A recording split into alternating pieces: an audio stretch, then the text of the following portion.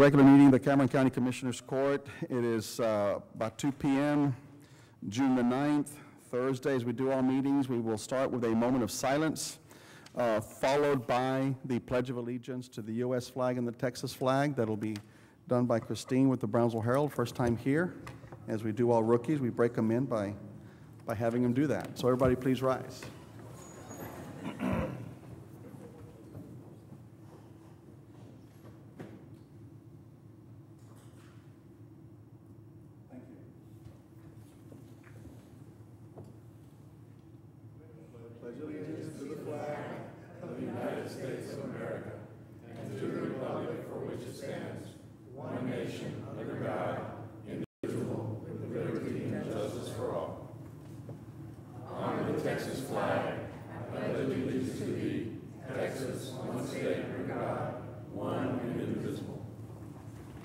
Thank you. See, that wasn't so hard, was it? It'll be easier the next time. See, that's why Laura doesn't come anymore, because we make her do things. All right.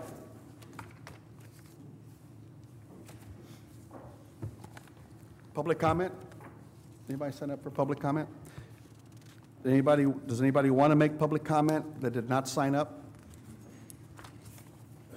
Presentations, item 2A, presentations and proclamations. Consideration approval of resolution of the Commissioners Court of the County of Cameron, Texas, to authorizing the submission of a 2011-2012 Texas Community Block Grant. Frank, was that the one that you were talking about? Okay. Do you need to make a presentation or just ready for approval? Okay. Does anybody have any questions on that? It was supposed to go on consent, but somehow it missed it. Do I hear a motion to approve? So moved. Moved by Commissioner Benavides. Do I have a second? Second. By Commissioner Hernandez. Any discussion? All those in favor signify by saying aye. Aye. Any opposed? Item carries. Consent items. Any member of the court wish to take out any of the consent items to discuss separately?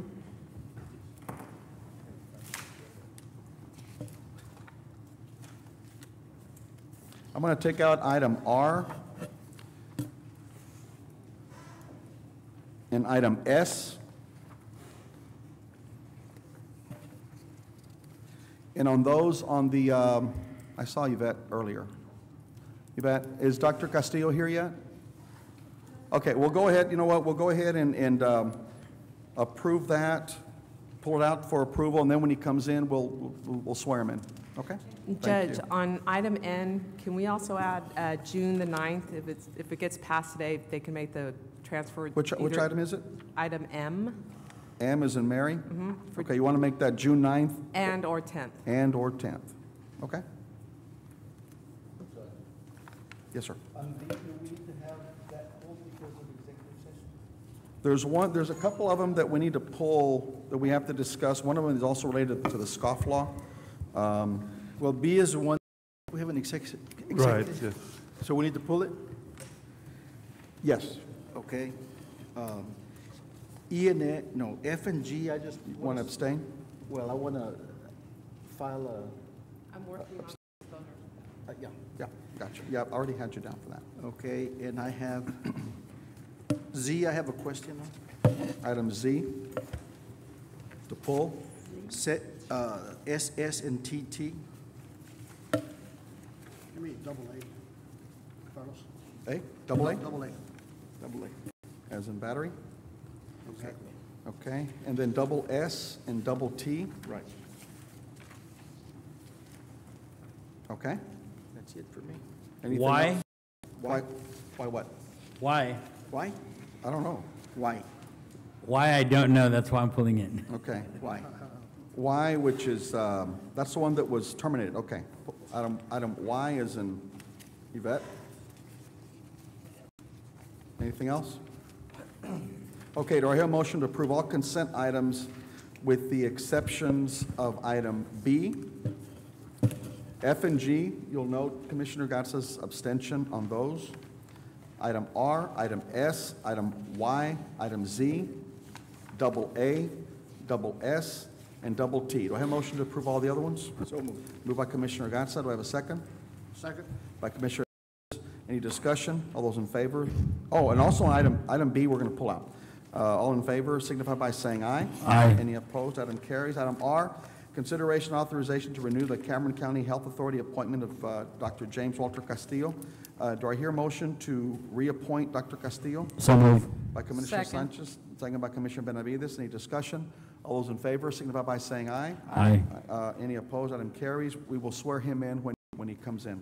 Item S, consideration and approval of a contract between Cameron County and BISD for the usage of school facilities. Yvette, I just wanted to have Yvette, on your item, on item S, the usage of BISD facilities, that is for what? Okay, nothing to do with the sheltering or anything like that?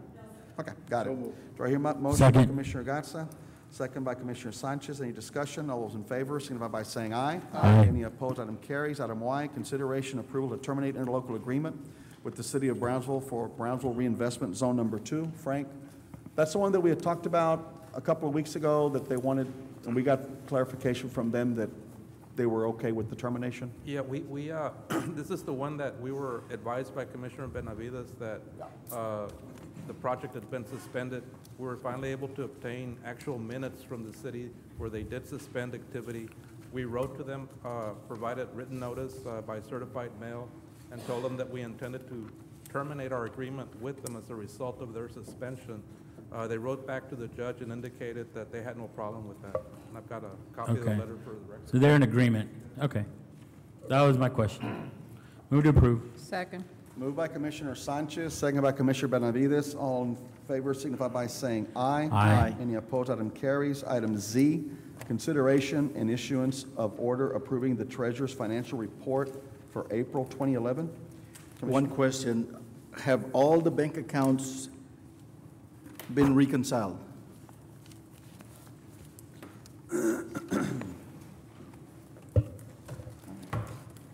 Yes, and we're in the process of continuing to do that.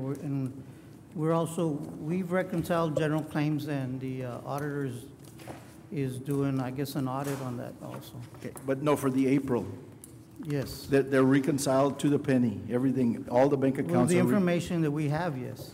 Okay. Move to approve, Judge. Second. Moved by Commissioner Gatsa, second by Commissioner Benavides. Discussion. Let me ask a question, David. Hold on, David, before you leave. On the general claims, how can that be reconciled? The reconciled number should be 0. So is that reconciled number 0? Well, there's money in the account. We're giving you the bank statement. There's money in the account because checks continue to be processed and money keeps moving in there. Right, but when you So- reconcile a bank account, you've got in transit, you got outstanding, the bottom line should be 0. Okay, well, we'll look at it again, and I mean, yeah, we'll do that. Okay. Okay. Marta, is that general claims account reconciled as defined by the treasurer?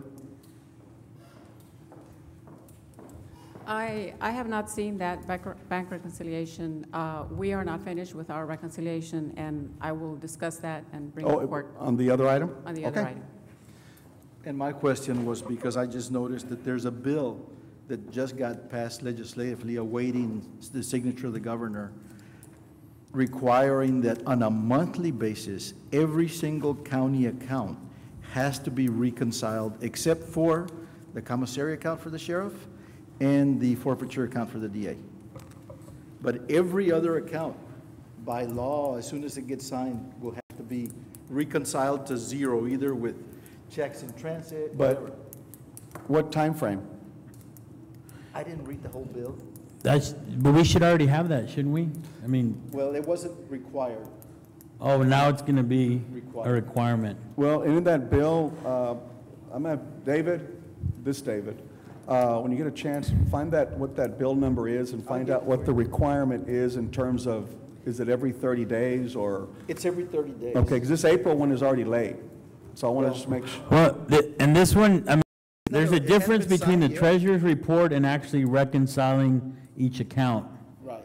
So But the the new law is treasurer's going to report- require reconciliation. Reconcile it on a monthly Okay. basis. Yeah, because my understanding of the statute is, requires that the treasury report is in the treasury of the county at that time. So it may not be a reconciled report he gives to us. He tells us a snapshot. On this day, at this time, we have X number of dollars in the account, period. This new law is actually going to require reconciliation at the end of the month to say, okay, we've got these checks in transit, Yeah, you know, like, it has to give us a zero a balance. zero balance, which is what the judge is talking about. Okay. Well, that sounds good. No, let me clarify, not necessarily a zero balance, okay? Because the general claims account should be a zero balance. All the other accounts don't have to be a zero balance because, you know, not every check is gonna, and we have money in our bank accounts.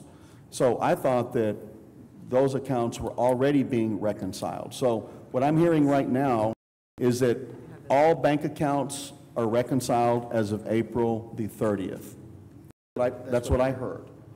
Is that correct, David?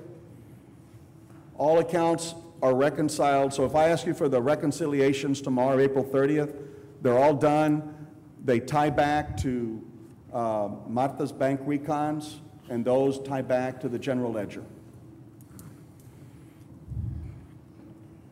We don't have any numbers from the auditor's office. We have our numbers and our information. If the auditor has, say, voids, or if accounts payable under the auditor's office pays a bill twice and asks us to move money twice, we will move that.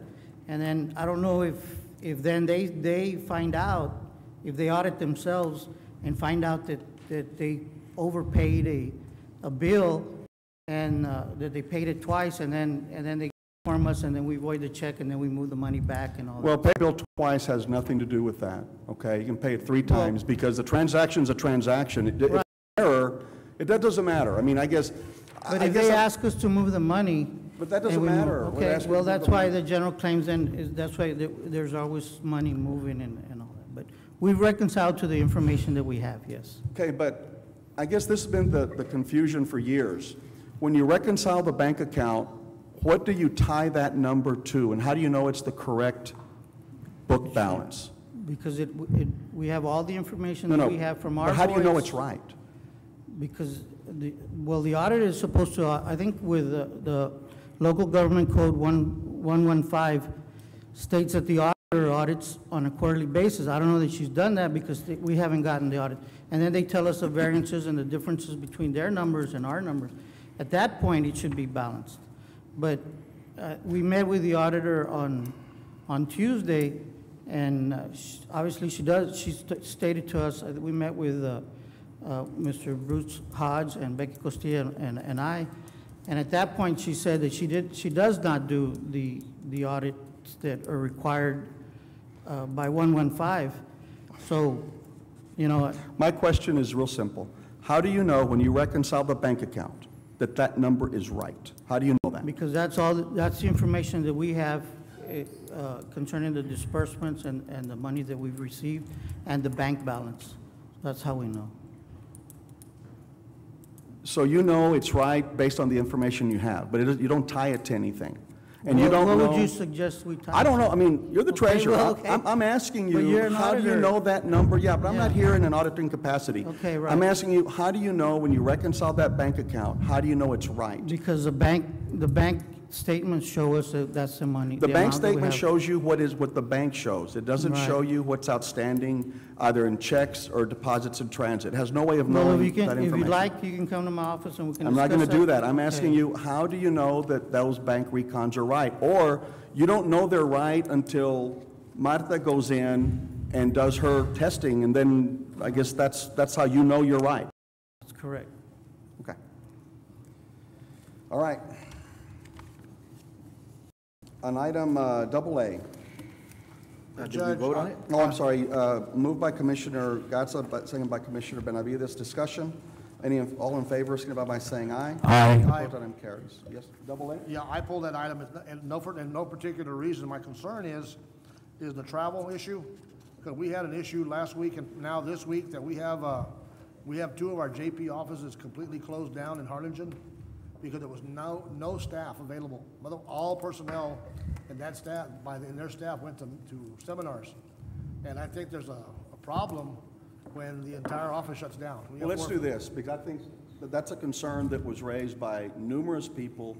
And I think we need to place an item on the agenda to talk about it. On this particular one, I don't think we can talk about the JP offices. No, my concern is just, you're correct. My concern is that sometimes I make a request to go to a seminar, then Commissioner Sanchez makes the same request 2 weeks later, and then maybe Commissioner Benavides, but we're all going to the same place, but we schedule our agenda item at different times. And I'm wondering if that happens with your departments, where when a department comes forward to go on a trip, if maybe 2 people from your office say, okay, we got to go, then you decide, well, maybe 2 more. In other words, it's getting stacked, and before you know it, you have the entire staff going. We're not aware of that. It's hard for us to keep track of who we've already approved. My concern is, how do we come up with a policy to make sure we don't do this again, where we send an entire office out? That's correct. Okay. Right. Okay, I think the more appropriate question was, how many of your staff are leaving on the 6th of July? And do they need the required training? Yeah. On item AA, we have one individual who is going to this training. He does not require any certification hours per se. He is the newest auditor that we have on board in our department. He has worked for us for about 3 months, I believe, and 2 months maybe. And this particular on-the-road training is held at various locations throughout the state of Texas at different times by the County Auditors Association, and it will provide him with some of the background information that he does need to meet some of his responsibilities. And So the we have one office- individual going. The office will remain open. Oh, yes, absolutely. Thank you for getting my point across. I think that was, no, and I think that, Pete, if you can place an item on the agenda for the next regular meeting or whenever, regular meeting, to talk about this, because we got numerous complaints about offices being closed and no one knew. Okay? So, would you like to make Make sure that item includes the detail of who's to travel and who's not and when, because I know there's some JP courts out there that have clerks that haven't gone to the training, and if we're going to be sending people that don't need the training, let's make sure we at least send the people that do need it. So if you can make sure that's on the item. Thank you. I think that should carry for all departments, pretty much. Okay. I'll make a motion to approve. Moved by Second. Commissioner Hernandez, second by Commissioner Sanchez. Any further discussion? All those in favor signify by saying aye. Any Aye. opposed? Item carries. Double S We can do both together. and double T regarding travel for the magistrates to Criminal Law 101 course. So who's going to be doing the magistrating for a whole week that these folks are gone? Again, it goes back to your concern, Ernie. You know, I mean, we have to schedule things in a way where service to the folks in the county doesn't get interrupted. Those 2 items right there is going to cause a vacuum in regards to who does magistration on a regular basis. 2 magistrating judges. I mean, I'm sure there's other training that could be attended at another time that would qualify for what needs to be done, but I think sending both at the same time doesn't help us as an operation. I don't know what other people think, but that's my thoughts. I think that goes along the lines with what happened the last couple of weeks regarding the JP offices. I don't think the public knew. And I don't know if anybody, remember the court really knew. I knew that day. That they were gonna shut down for a week or whatever it was, so. Well, we approved the travel, but I don't think we knew that everybody was going maybe at the same time, but I mean, And I don't know if everybody did go at the same time. I don't know if just some people left and the other one, well, what am I gonna do? So they just don't go into work. I don't know. I don't know what occurred. All right? Okay, so on that one, what is it that you'd like to do? Well, I don't know, I think that When they is ought it, to July? I think they ought to split the times that they go. Find one seminar that doesn't coincide at the exact same time as the other. the only thing I can tell you is this seminar that they're going to is the Advanced Criminal Law Seminar. It's held annually once, live. They may have video. They have 2, Judge. They have one in Fort Worth and one in Austin in September and October, according to the backup material here. And this is Houston. that they're Right, going the Houston one is the live one, and then the other are like video. They're not actual live conferences where you actually, and the benefit, just to give you a little background, when you go to a live conference, when the speakers are up there, if an issue comes up that you have a question, you have the benefit of being able to go and ask the speaker after they're done with their presentation a specific issue that you might be having, and that's the benefit of going to a live CLE versus a video. But I think the reason they both signed up for that one is because that's the live one. But to answer your question, there are other courses throughout the year that are taught, not specifically this one, but other stuff.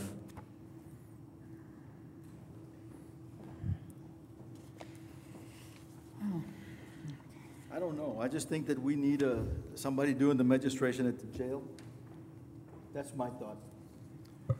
I'm going to ask for a motion to table both items and maybe Pete get with each of them and see if that's something that they must do at the same time, or can they go to one and then the other one go to some other course, unless you all are ready to approve this. And I guess the other thing that they could do is, if they ensure that somebody's going to be backing them up during that week, you know, that they can tell us, well, such and such a judge is going to come in and magistrate for us. Yeah, you're right. The only judge that can come in would be a JP, I think. Actually, any judge could do it. They're all magistrates, county and district courts alike. But typically, for magistration purposes, any judge can do it. If they're going to be doing what they call the habeas corpus hearings, they would actually need a district judge to go hear those cases. Well, then maybe if we table this for them to come back, bring us the names of the people that are going to back them up for that week. And then if they don't have anybody, then what's the court's pleasure? What do you all want to do? Well, there's 3 sessions of the same, you know, choose one. I mean, I think people at some point in time are going to have to realize that the county is not to shut down on a regular basis. That we operate, you know, like a regular entity, and that we've got to be there for the folks that need the services. You know, I mean, that's... Or would you like to table it and then have them work it out amongst themselves to bring one name to us and the other one go to another conference? Let them flip a coin. Subsequent dates. I would say, you know, if you want to table it, give them an opportunity. If they can find a couple of the JPs or even the district judges to, I mean, it's a week that they'll be gone, 5 days. I don't think it'd be too hard to get someone else to come in and do the actual magistrations. Well, let's do that, okay? That's fine. I have any problem with that. As long as we're covered. I just don't want to run into a situation where, you know, you can't buy a license plate because, you know, you don't have an office that's open. Or you can't get out of jail because no one's there. For 6 days because, you know, nobody will. All right. Well, I made a motion to table those 2 items, I'll second double the S, double T. Second by Commissioner Hernandez. Any further discussion? All in favor, signify by saying aye. Aye. Any opposed, carries. And Pete, can you go ahead and let them know that this was tabled, the reason for it, and then have them come back with whatever they think they're going to do? Judge, Dr. Castillo is here if you want to Swear in. swear him in. All right. Let me go to that item. Which one was it? Okay, it was item R. Come on in, Doc. Oh, who has the oath? Yvette. You have it? There was a doctor on TV, little kid that used to come out. Doobie Howard, wasn't it? Hauser. Doobie Hauser? Hauser. Oh, let me go. It's about as tall as you were, John. Yeah, and younger. And younger.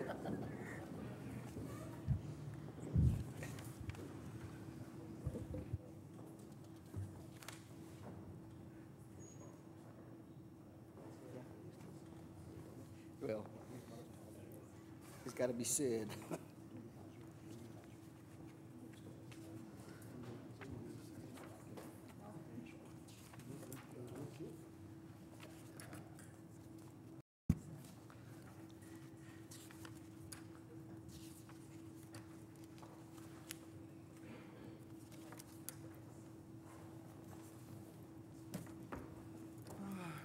Raise your right hand. Oath of office. Health authorities in the state of Texas. I state your name. I, Dr. James Castillo, Do solemnly swear or affirm do solemnly swear that I will faithfully execute that I will faithfully execute the duties of the office the duties of the office of Health Authority of the state of Texas of Health Authority of the State of Texas and will, to the best of my ability, and will, to the best of my ability, preserve, protect, and defend preserve, protect, and defend the Constitution the Constitution and laws of the United States and laws of the United States and of this state, and of the state, so help me God. so help me God. Thank you, sir.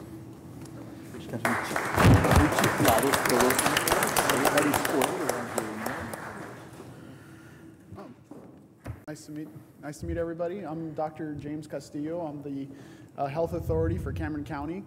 For those of you who don't know what the Health Authority does, I provide medical oversight to the Department of Public Health for the county. We operate multiple clinics for the county residents to receive maternal child health services, vaccinations, women, infant, and children's programs.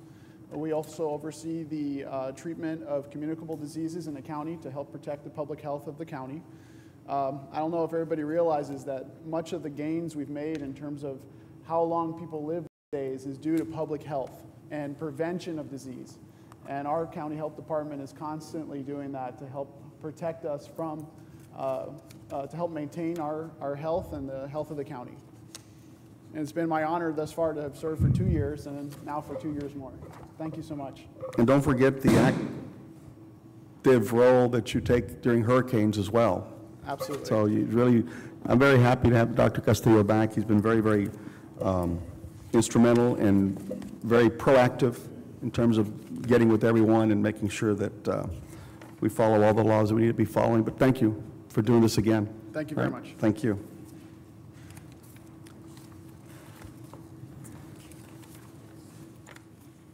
Action items, budget amendments, line item transfers, and/or salary schedules.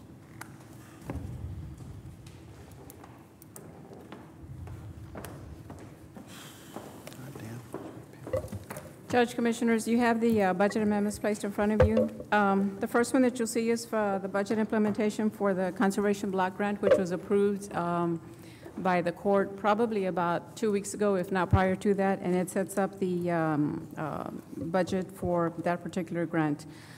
Second page on that is for regular operational for community parks, Dolph Tomei parks, and there's also one for legal books for the civil. Which grant was that first one?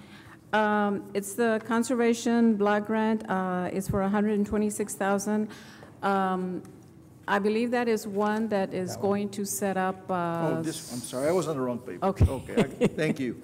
Okay. I was looking at 2 million, you know. That's another one. Yeah, that's, thank you. Okay, and page 2, like I said, on that one is for the Parks Department, and then there's one for the Civil Division as well. On the next page, you'll see additional budget amendments. The first one that you see there is setting up the budget for the funding for the bond issuances, and the funding that's set up for the Odyssey program. That was budgeted at $2 million.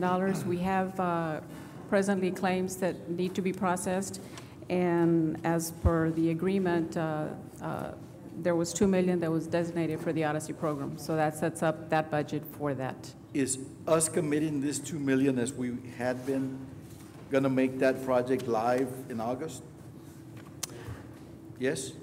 Okay. The next page are your line item transfers, and you will see in there on page 1, there are general operational. You've got some for county court at law, district courts, the district attorney, and then you have purchasing, treasurers, tax office, boot camp, juvenile probation. On page 2 of that, on that same page, you see a budget amendment for public works. They are increasing the equipment line item by $100,000 and equipment maintenance by $50,000, and also repairs by $142,000. These are out of that TDRA funding on the grants that are currently being worked, and that's how they're going to use those monies. On the next pages, you will see. And the money's in the bank already that is being transferred? Yes, yes. Okay. Mm-hmm. On the next pages, those are all budget amendments, or rather line item transfers for grants. The majority of those are HIDA and health grants. The last page, you've got one line item transfer for the DA hot check fund. Then you've got two line item adjustments for the bridges. You've got one for the DA Drug Forfeiture Fund and one for the Sheriff's Drug Forfeiture Fund, where they're being adjusted. Next to that, you will see a salary schedule for 900-4750, which is the DA's Drug Forfeiture Fund. That is line item neutral, and the funding is in the Drug Forfeiture Fund for your approval. Do I hear a motion to approve item A? So moved. And those items that are highlighted are the increased salaries, right? Correct, the adjusted amounts. There's only one of them in there? No, I believe there's a few more. Let me turn to it real quick. You will see on the first page of that, slot number 4 for the Assistant DA. Okay. Okay, that's one, and then you've got slot number 14, that's also another one. Second page, slot number 19, and the following page does not have anything. Is that an increase on 19? I believe so, let me check real quick. But there's no one there, or is there someone occupying that slot?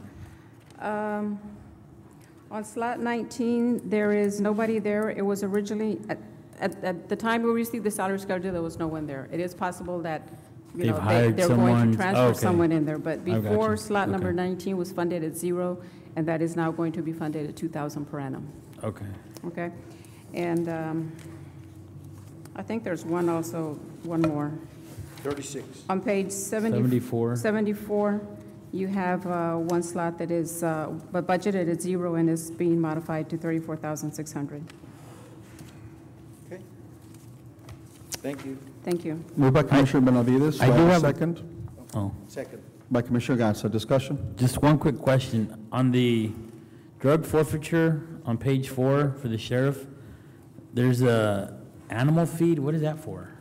They have Donkey. 3 canines, I believe, if not Donkey? 2. The donkeys and Donkey Okay. back there? Maybe, I don't know, It's a donkey there. maybe a donkey. I was just I know they have Regular canines, farm okay? back there. Donkey, we feed the donkey and he mows the lawn. Okay, all right. I was just wondering what that was. Okay. For your approval. As a mascot. No elephants though, right? Okay. All right, I had a motion, a second. Any further discussion? All those in favor signify by saying aye. Aye. Any opposed? Item carries. Claims?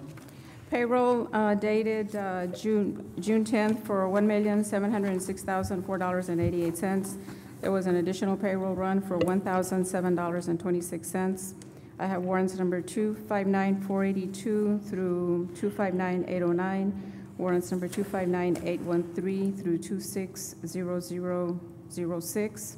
I have one void, which is warrant number 259531, and Caremark health claims for $293,202.53 for your approval.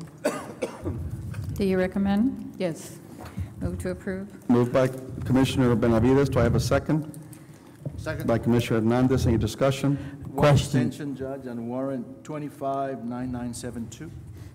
All in favor? I also have another question. Martha, I noticed again in there that there's some RMA checks, and I'm just wondering how close are they to getting their own checking account? We are just waiting to get the depository contract signed. It has already been awarded. Civil is handling that as soon as, I think it'll be finalized this week.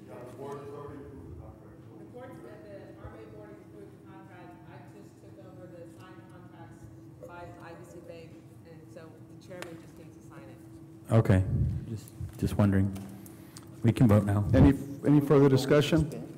All those in favor, signify by saying aye. Aye. Any opposed? Please note my abstention on the affidavits I provided. Minutes of April the 14th and April the 28th, regular. Is the court ready to approve those minutes? Move to approve? Moved by Commissioner Benavides. Do I have a second? Second. By Commissioner Gatsa. Any discussion? All those in favor, signify by saying aye. Any opposed? Item carries. Item D, consideration approval of an interlocal agreement with the City of South Padre Island, Texas relating to South Padre Island Reinvestment Zone, number 1. Frank? Or Mayor? You know, this was tabled from the last time pending action by the local EDC. You want to bring us up to speed as to what happened with that meeting? Oh, with the EDC? Yes. Wasn't it on the? Oh, yeah, they did what was recommended, and we followed up the following Wednesday by approving the action. Okay, now that was one of the reasons that the item was tabled pending the decision by that local EDC regarding the boardwalks. Correct. And that's been addressed. Okay. As stated during the last meeting here. Correct, okay. Did the court members have the opportunity to read the pages that were not provided? Yes.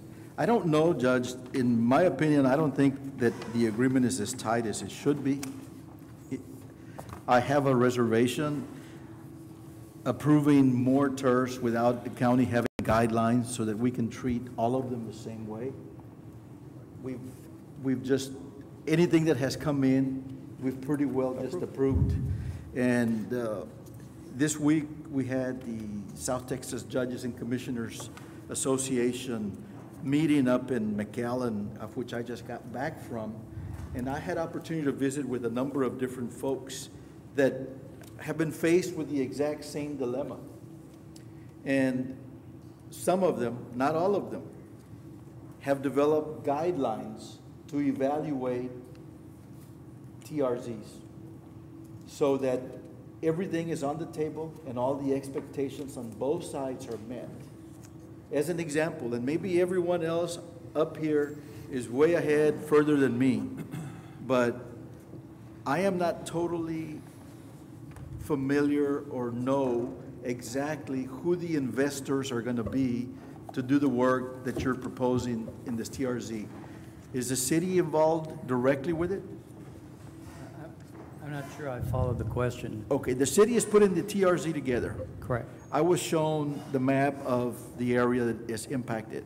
The map of the area includes city-controlled areas, right?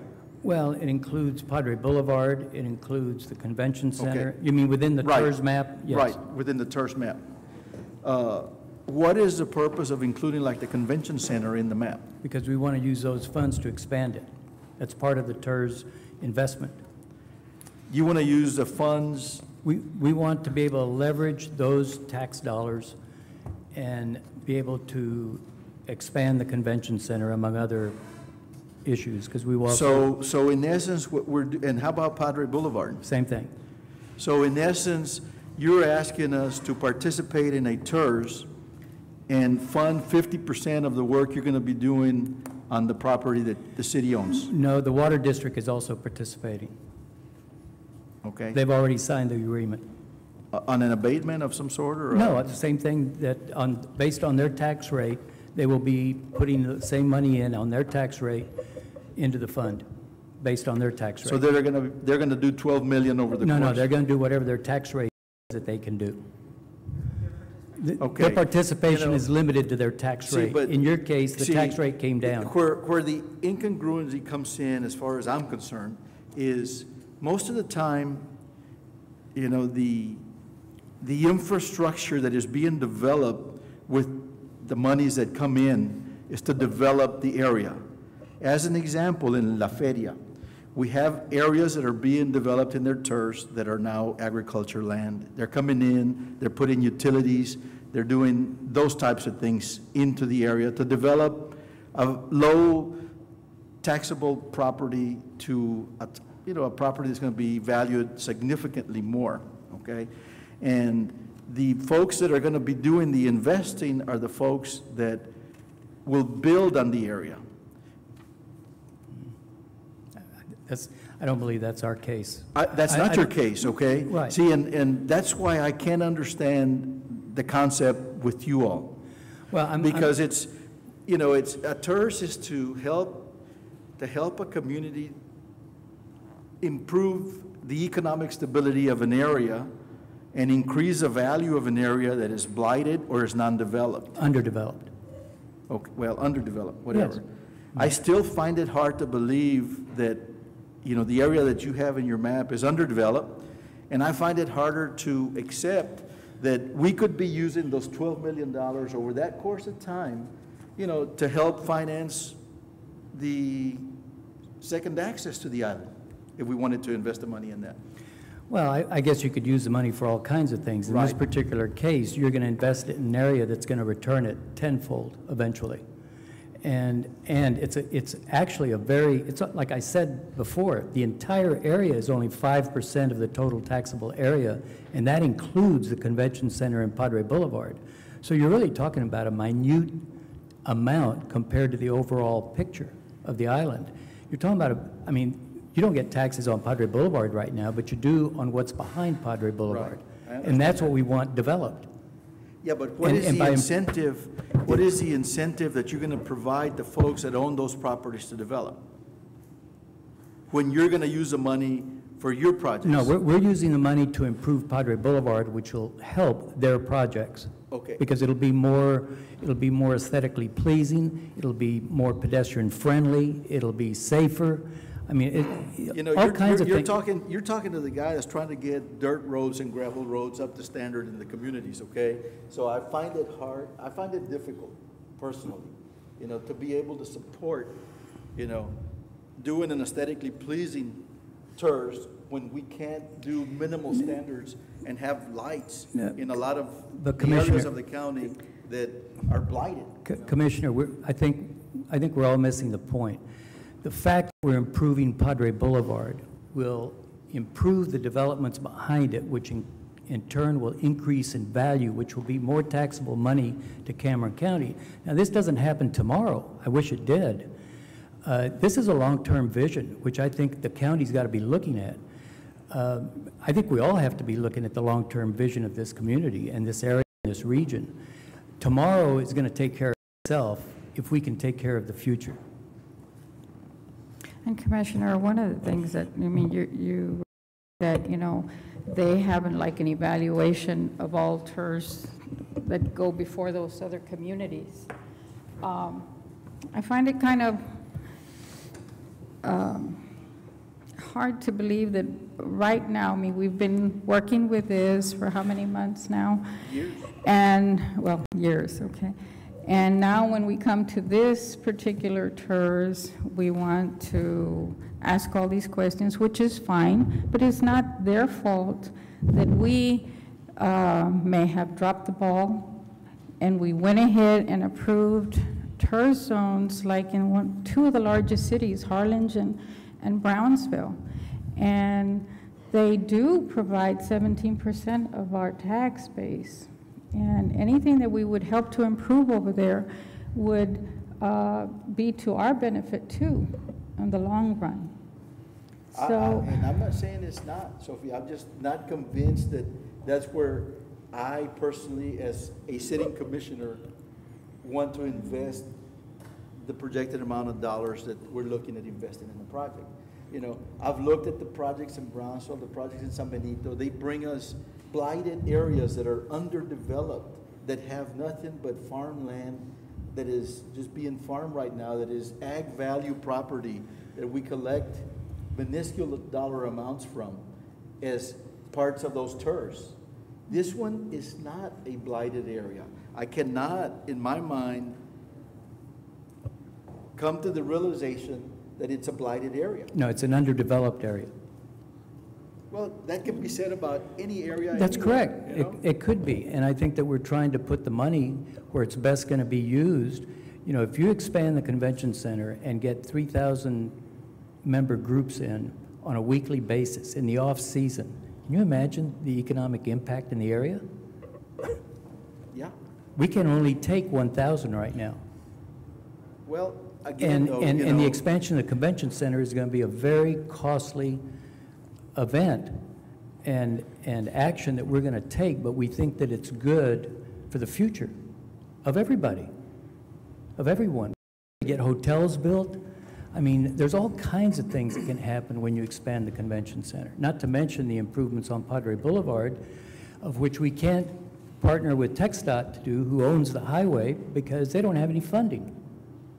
They'd love to be able to do it. They've got more money than we do. yeah, and you know, I Well, mean, but like I said, that amount that's in the TERS zone is minuscule, You know, compared to the entire island. well, the amount that we have on our agenda to sell on COs is minuscule compared to that. But this county, this commission decided to make a stand and to invest in certain things in the county, which is infrastructure.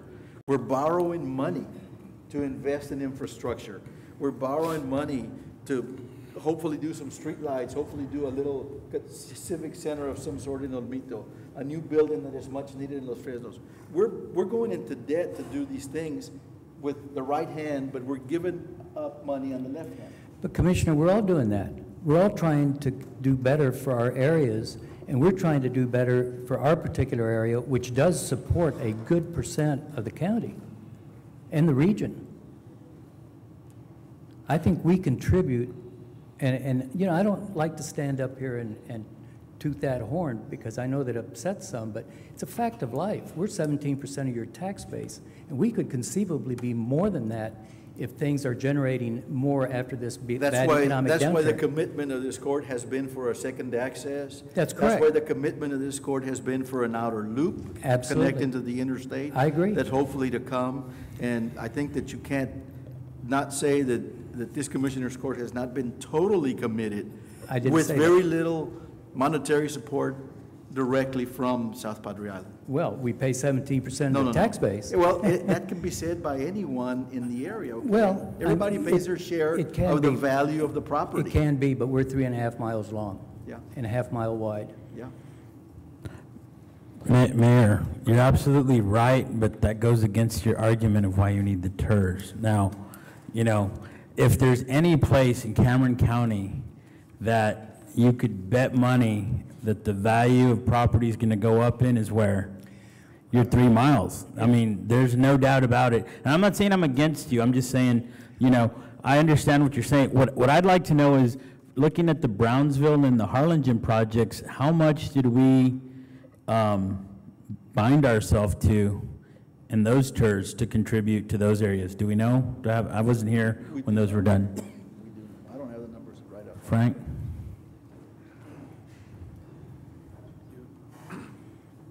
You previously approved 2 zones in Brownsville. One of them was, I suppose, erased off your books today. That was zone number 2.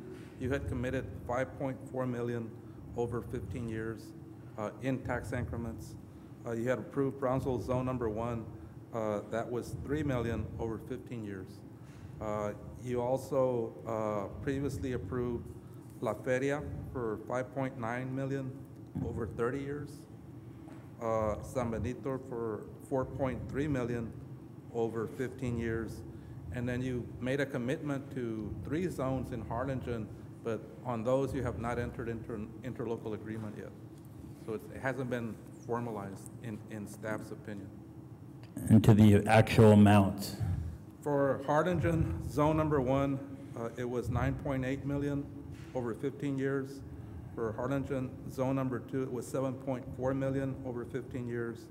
And Harlingen, zone number 3, it was $4.7 over 15 years. So that's 20 million plus. Around there, minus whatever you gave up on zone number 2 in Brownsville.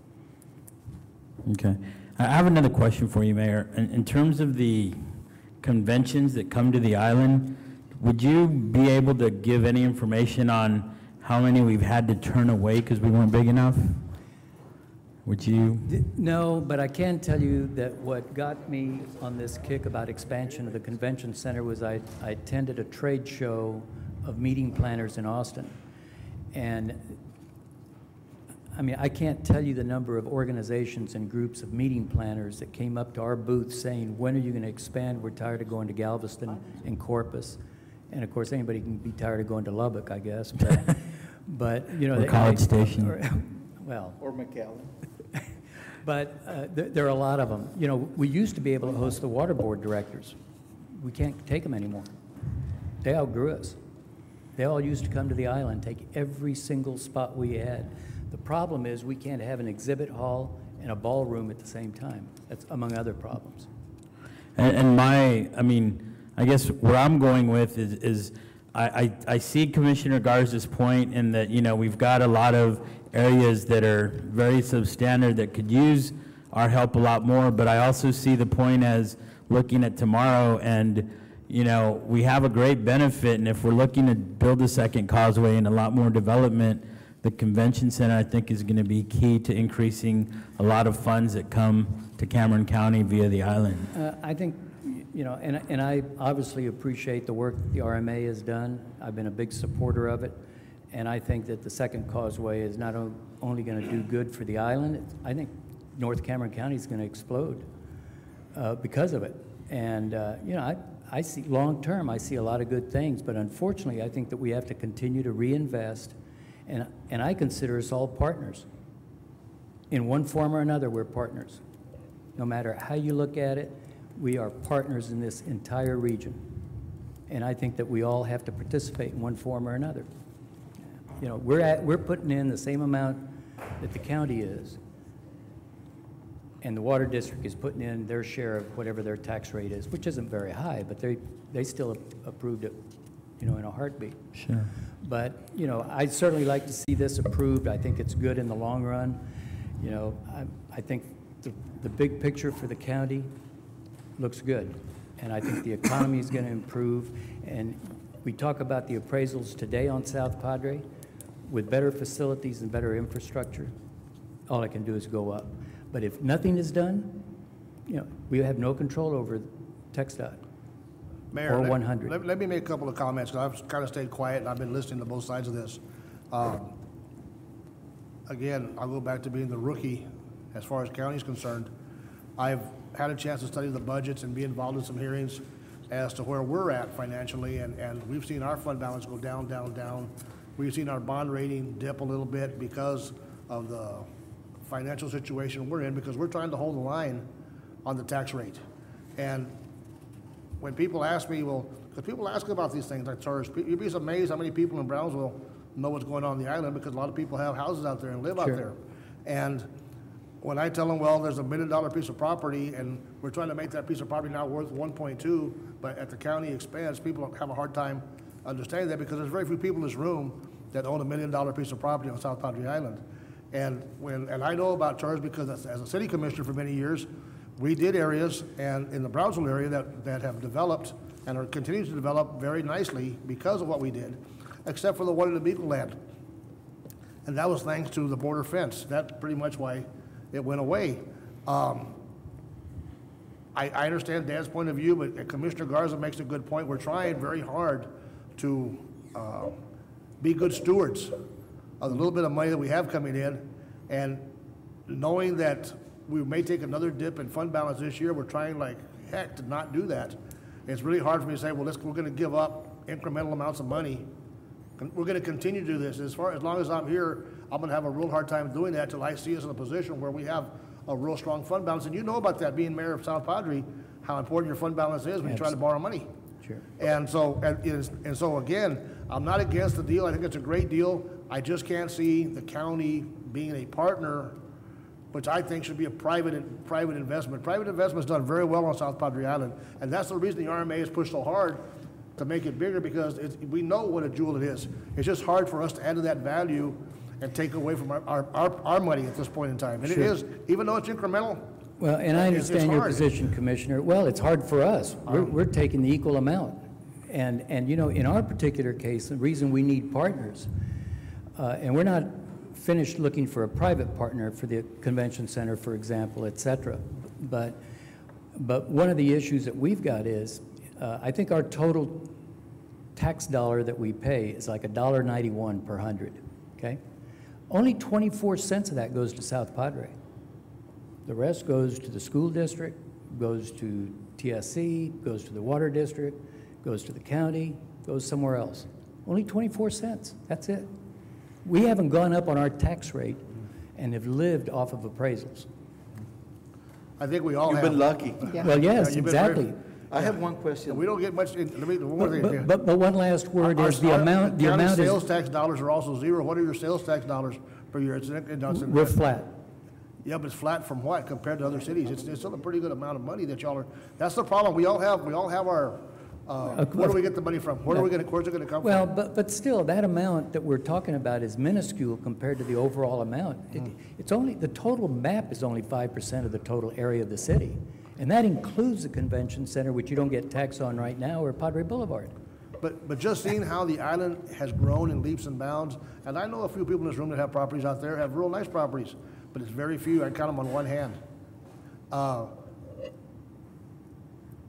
It's almost got to the point that the property values on the island have gotten out of sight for the normal guy. And so that's why I find it hard to believe that we need to supplement to make it more expensive, or worth more. And the appraisals concern me, plus the taxes, because people complain the taxes are too high and sell and leave, and that concerns us. They don't mind when they own it, they really enjoy it when they sell it. That's when they really feel the reward. Well, Yeah. it's like a boat. Yeah, exactly. The happiest day. Well, I'd like the county to partner up with us, and you know, I think that the future is what we need to look at, and I think it's a good decision that you would be making along with us, because we're also doing it. I wish you well. Thank you. I had just one question of legal. The mayor mentioned possibly looking for a private partnership to do a development on the convention center. That's on county property, the last I remember, right? Yes. Does our agreement with whoever we have that agreement with allow for a private-public partnership to exist on our property? I don't know at this time, Commissioner. I'd have to review that lease agreement that we have with the town for the convention center to see what it says about. Commissioner, let me tell you what I meant by that.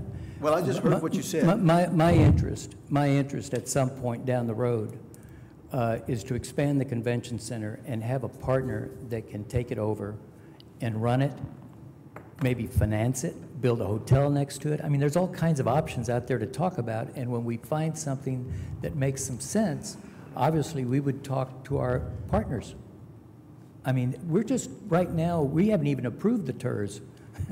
So I'm just trying to, you know, when I say a private partner, I mean, I'd love for a guy to come in and expand the convention center and fund it and manage it, pay the county a percent of the money, which it gets right now from us, and we all go And that's live happily fine. ever after. That's fine. My only question to legal was whether or not our current agreement with the convention center allow for a public-private partnership to exist. I can't answer that. I'd have to look at the lease agreement because I haven't seen it in a while, but I'd have to review the terms. And Well, I can get that. It's those little minute details in the scheme of things that you talk about a $30 million or $40 million place that concern me with approving the TERS, not knowing that type of issue. You know, I keep hearing all these things that want to be done. I keep hearing all these other ancillary things that want to come in, but I'm not privy to the plan. I'm just hearing it for the first time now. It's kind of premature. We haven't even gotten there yet. You're the one that said it, Mayor. I take it back. I mean, what can I say? I'm I'm thinking just aloud. listening. I'm thinking aloud. I'm trying to think out of the box. We're trying to move forward into the future, and there's all kinds of things that could come from it. But right now, we haven't even approved the TERS yet. The city has not approved the TERS? No, we haven't. We, us, Commissioners Court and the city. City has, and the Water District has. And if I said something prematurely, I totally apologize. You know, I kind of try and think of ways to move forward on some of these issues, and I apologize that I even said it. Well, and you know, I guess the main idea, or the bike trail or the walking trail, and I think that's great, especially because I know there's been a couple people run over, you know, unfortunately, that maybe were walking across the street in a place they shouldn't have, and by offering a trail, it might avoid them being in the wrong place and that happening. But other than the biking and walking trails, the convention centers, your other item, or, I mean, what, could you maybe expand a little bit more? Our thoughts, I mean, we're trying to do a form-based code right now, which is going to turn you know, what Padre Boulevard looks like differently. It's going to give us more parking. It's going to have shaded areas. It's going to, I mean, the form-based code, we don't have enough time in the week for me to try and explain it, and I don't even understand it fully. But it changes the dynamics of Padre Boulevard into a totally pedestrian-friendly Good. area. I mean, it's really gorgeous, and I can get you the plans, but these are some of the things we want to do, but we can't do anything until we have a way to finance them. Sure. And No, so- and I've seen some of the stuff, but I'm asking for the benefit of the public who's Right. here, who hasn't seen some of that. Because, It- you know, it's important for them I to mean, hear so- what the so- plans are. Yeah, some of the plans that we've been well, we're definitely going to be approving the form-based codes. We've spent quite a bit of money on that. It's a big effort. It's going to be in the entertainment district in Padre Boulevard. It brings the businesses up closer, offering shade, walking areas, better parking, hides parking from, vehicles from backing out into Padre Boulevard.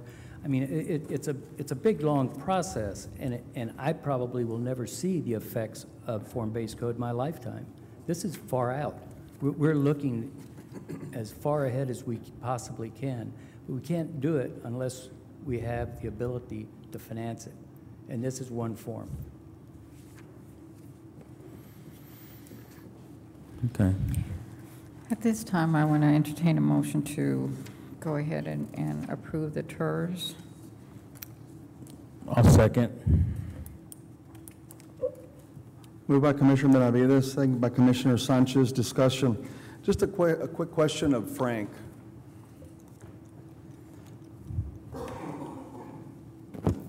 Frank, on the TERSs that we've given your expertise in the TERSs, the biggest bang for the buck of all the TERSs that we've done, let's say we include this one, where would the biggest bang for the investment be? In your humble opinion? One zone compared to another, you mean? Yeah. In my opinion? Well, And I haven't asked you this question before, and I should. you know, it's kind of hard to say. Because every TERS is different. It's different. And even like- though, okay, go ahead. Like the zone number 1 for Brownsville, you know, they took an undeveloped area and turned it into housing, and it's doing quite well. San Benito took a big part of their downtown, and they want to reinvest in redeveloping their old town.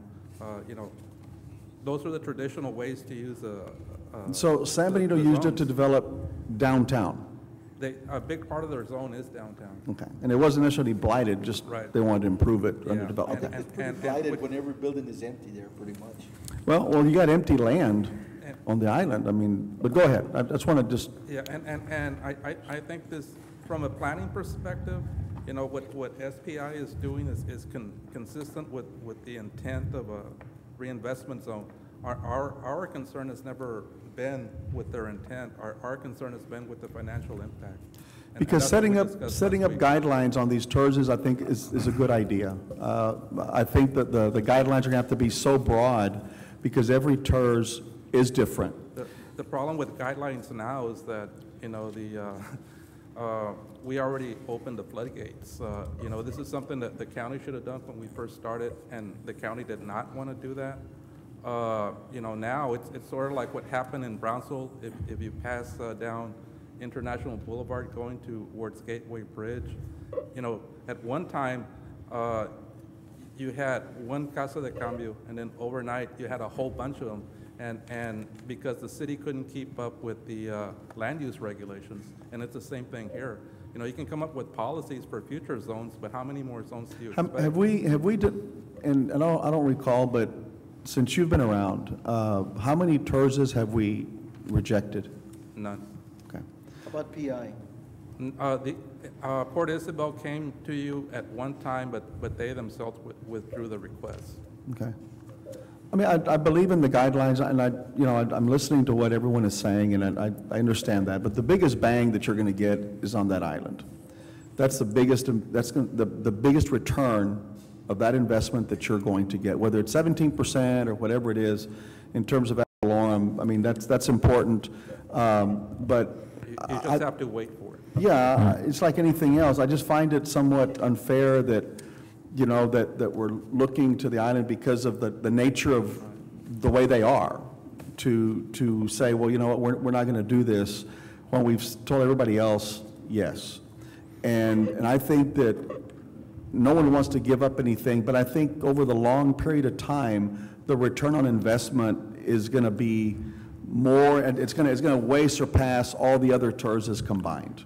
At some, you know, that's what I think. It has that potential. Yeah, it does. And so, yeah, we're not, I guess, when I asked Marta the last time about what she was gonna do with the, you know, with the money, this is money that we're not necessarily having to write off. It's just money that we're just not going to be able to collect. To use. Yeah, to use. We're waiving our rights to it. Yeah, you know, but in anticipation of that the values on the island at some point will go back up. And I saw the map, y'all saw the map. You know, they could probably do it without us, and it just take a heck of a lot longer. I think they would have to reduce their master plan. They have to do, and some of it could be done and without your participation. yeah, and with that though, then we'd have to wait on the enhancement to all that property and the increases in appraised value.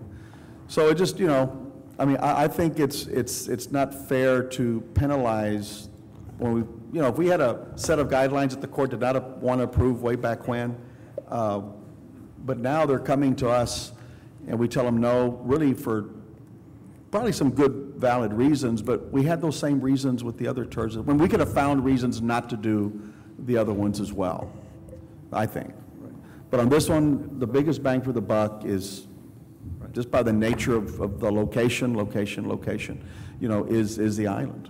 And the court's really only substantive policy is that you consider these zones on a case-by-case basis. without guidelines? That's the way you've done it in the past. But moving forward, though, what would you recommend in terms of? I think you need to do a fiscal impact analysis. I think you probably should put a On every single one? On what you've already committed to. Yeah. I think you should put a moratorium on all future proposals that come before you until you know what your, the results are of your analysis. Agree. Yeah. Thanks, Frank. I'm just trying to be fiscally responsible to the citizenry that I represent in how I believe that a TERS was originally intended to be. I still cannot, after hearing all the arguments, you know, Discussions. technically Discussions. arguments, technically You were arguing. disqualify the TERS. You know, I mean, I will not believe, have not believed, and I've been here almost 11 years, I've never seen the value of property on the island, except for maybe 1 year after a hurricane or major event, go down in value as a whole, you know. Appraised values have always stayed constant or increased. So there's no blight there, you know. I mean, there is no blight. I mean, we ought to be talking about a crossing pedestrian light in Laguna Heights today, not about a TERS, because you know what? All those cars drive through there, and we have a lot of fatalities there. We're concerned about fatalities on Padre Boulevard because people are partying. Well, you know, we need to be concerned about those issues too. No, and you're right, but we shouldn't penalize one area for other. And I think that the light there on Laguna Heights is a great idea, and maybe we need to pursue that a little bit stronger, or come up with TxDOT, have them do it. We have, they've But- done studies. But TxDOT's the one that's not coming to the table on that. Maybe they should. Okay. I'd also like to point out that, you know, as you said, Judge, we don't want to, you know, punish South Padre, but I think also we need to look at this as an enhancement overall, because by doing this, some of our local citizens that may not be able to go and stay overnight or enjoy the island for a weekend or a week can do daily visits to the island and enjoy the benefits and improvements that you're talking about. And so in the overall scheme of things, I'm looking at several things. I'm looking at what have we done in the other cities. And if, you know, if we're looking at 20 million in Harlingen and we're doing 12 with y'all, I don't see that as being our biggest project. But by the same token, looking at the, you know, bang for your buck, and that's kind of where I started when I first started commenting on this, is there's no doubt the island's going to have the largest increase in value on any value in Cameron County. But if we're looking at bringing a new causeway, at looking at building, we need to look at all the building and all the benefit to make it a complete package. So that's why I support this, and, you know, I think as a good Democrat, I want to share with everybody. That's why we have Isla Blanca Park, okay? It's only $4 to go in. That's what I love, as a good Democrat. All right. Hey, I'll make a comment as a good Democrat, and it'll be a very conservative comment. I think it's a great project. I just know today, based on the financial condition of this county, we need every increment and every dime we can get in going forward short term. Now, hopefully, you know, things will be better 3 or 4 years. Yeah, I've heard the judge say nothing's going to change for 2 or 3 years, and I'm hoping he's wrong. I hope things get a lot better. I think he does too. We all do. But short term, and I'm not going to be here 15, 20 years from now either. My time here is short. You know, 4, maybe twice. Who knows? Maybe not. But right now, based on the way I perceive the island and the,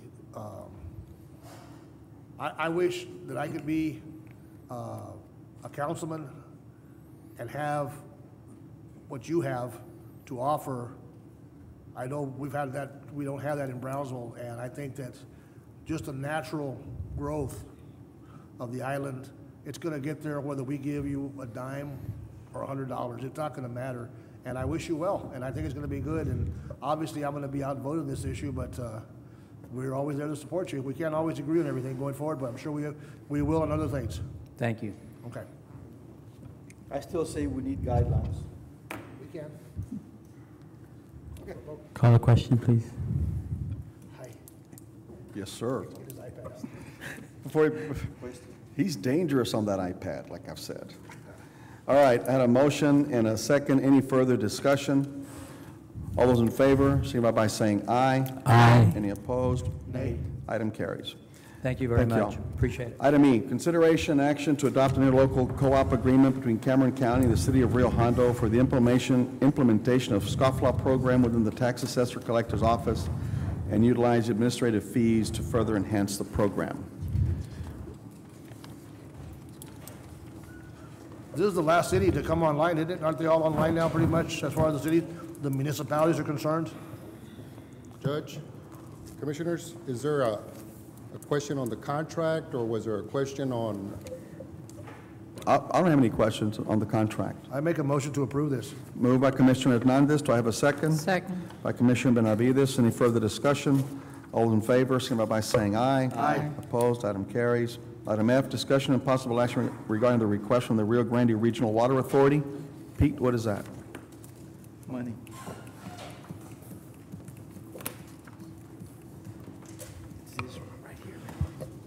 You should have a letter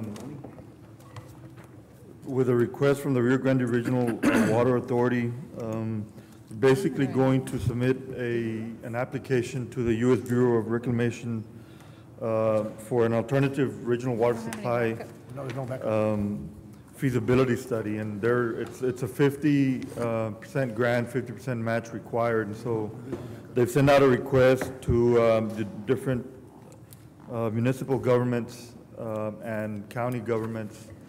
I call the COG, and they've gotten, I guess, a handful of pledges. I think in Hidalgo County, the cities of Mission, McAllen, Mercedes, Edinburgh. In Cameron County, the only two that have responded with pledges is Los Indios and Bayview. I contacted John Brusiak at PUB, but I haven't gotten a response. I'm not sure if I know John's on the board, and I'm sure they're supporting this, but I didn't get a response from him. They're asking for $7,139 from the county. So, what's your recommendation, Pete? Well, I don't know. Like I said, there's only a handful. But it's a pledge. It's not a like pledge, right? I mean, I'm sure this is something that we want to do, but there's only a handful of cities. We can move forward with a pledge and then wait and see what other cities, municipalities, counties are going to join. Is that pledge based on everybody population. participating? Yes. Okay, so if we are where we're at, then that pledge conceivably is going to go up, right?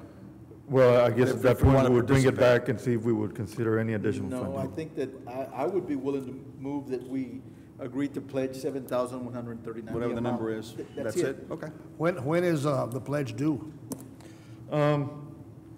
At the very end of the letter, it says, do not forward any funds at this time. A pledge commitment is all that's requested, so I don't have a timeline on when they are going to submit the application. So I would say that if we do the pledge this fiscal year, we probably don't have to, we can budget the funds in the next fiscal year. You need to do that, make sure it's budgeted. David? Yeah, we can do it Make sure, next please. fiscal year. Marta, where's Javier anyway? Is that, okay. Make sure that that number gets on. Okay. Motion to approve. By Commissioner Hernandez, do I have a second? Oh, I'm sorry, I'll second that then. By Commissioner Gatsa, second by Commissioner Hernandez. Any further discussion? All those in favor signify by saying aye. Aye. Opposed, item carries. Item G, consideration approval of financial services contract in Cameron County and Southern Jose and Company. Pete? Just stay up there, because a lot of them, the rest of them are all yours, pretty much. This is the agreement with our financial advisor, been reviewed by our legal department. And You staff recommend approval. its approval? Yes. Move to approve. By Commissioner Sanchez, second by Commissioner Hernandez. Any discussion? All those in favor signify by saying aye. Aye. Any opposed? Item carries. Item H, consideration and approval of an order authorizing the issuance of Cameron County, Texas COs. Next two items we can probably do together. Okay. And you should have the backup. We're going to go through a PowerPoint, but you should have a little packet of information Right. in front of you. I'll turn it over to Dave Gordon. This one, right? Yes. Good afternoon, I'm Dave Gordon with Estrada Hinojosa. We're a financial advisor to the county. And I'm here to report on a very successful sale of certificates of obligation and limited tax refunding bonds. Our computer works now, Very good. our monitor. It's a good first step. Yeah. Just real briefly on the financing team, I'm here with Noe Hinojosa, with Estrada Hinojosa. This was in the TERS, you know, the monitor? Not a TERS, no. We had a blighted computer issue. There you go. I'm also here with Dan Martinez with Winstead, who's your bond counsel. You can see the underwriters up there, as well as underwriters counsel and the paying agent and escrow agent. Real briefly, in terms of interest rate environment, we're still at very low interest rates. It's been very turbulent the last few weeks or so, but a good environment to be in the market. In terms of the yield curve, a relatively steep yield curve, although again, low interest rates overall. Wanted to briefly comment on credit spreads. The spread between, let's say, a lower rated credit, a triple B credit, and a triple A credit it measures as a credit spread. There's about 170 basis points or so right now between triple A and triple B. You guys, as you'll see a little bit later, are in the kind of in the A category. We also used bond insurance, which moved you up a little bit. But when we talk later about comparables, I want you to keep in mind that there is that spread, and you can see that, for example, during the 2008 and 2009 period, we really spiked up in terms of those spreads, and although they've come down, they're still relatively high from historical perspectives. What does that mean? As far as, let's take $10 million. Sure. What does the spread cost to us on $10 million in a year between the low and the high? Well, let's say, for example, and this is three different lines. You can look at the, we're plotting 10-year, 20-year, and 30-year. So if, for example, we're about 160, 170 basis points on the 20-year, that means you're going to pay, if you were a triple B credit versus what a triple A credit would pay, you would be paying about 1.7% more for the life for that portion of the debt.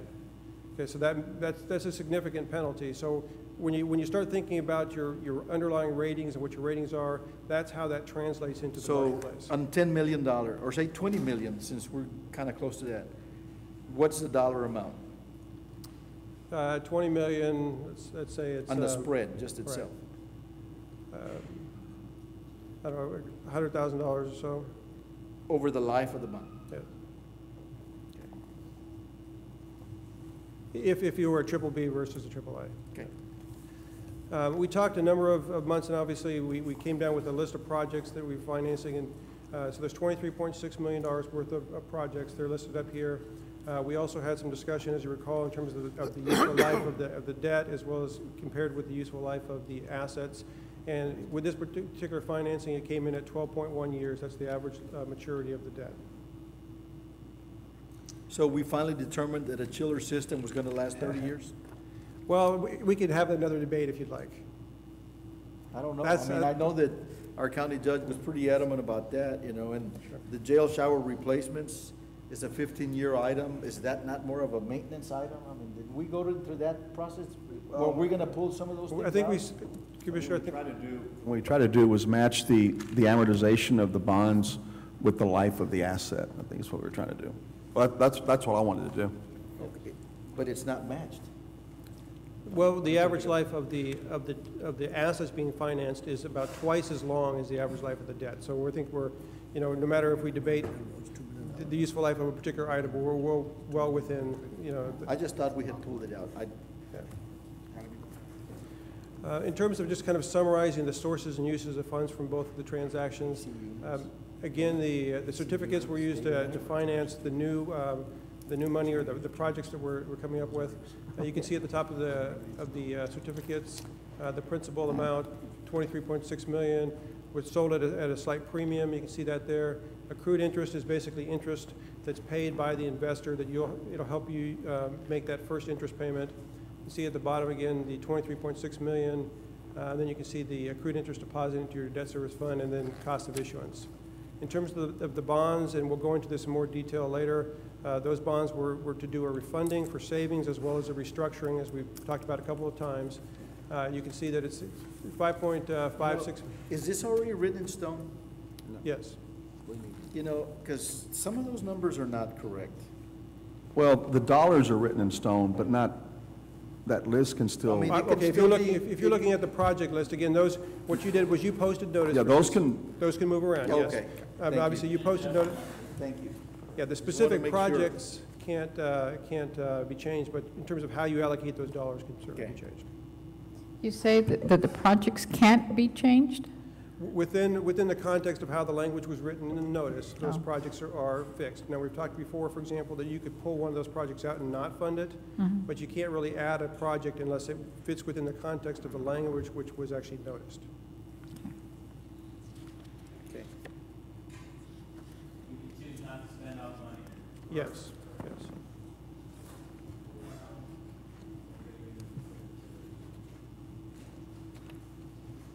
Are we done with the?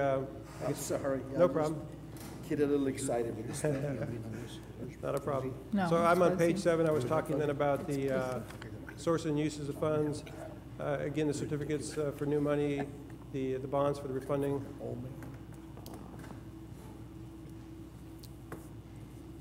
We went out to the rating agencies to get ratings on the obligations. And we did get very good ratings. The county is now rated AA- from Fitch, A1 from Moody's, and A+ from S&P. There's a couple of things, as you guys know, that you've been working on over the last few years, which are challenges, you know, not just for Cameron County, but for other areas as well, in terms of assessed valuations and different things like that. The 3 areas that the rating agencies focused for the county are some of the jail and inmate issues that you guys have had, which I think you've worked through those, and your staff has been working very hard.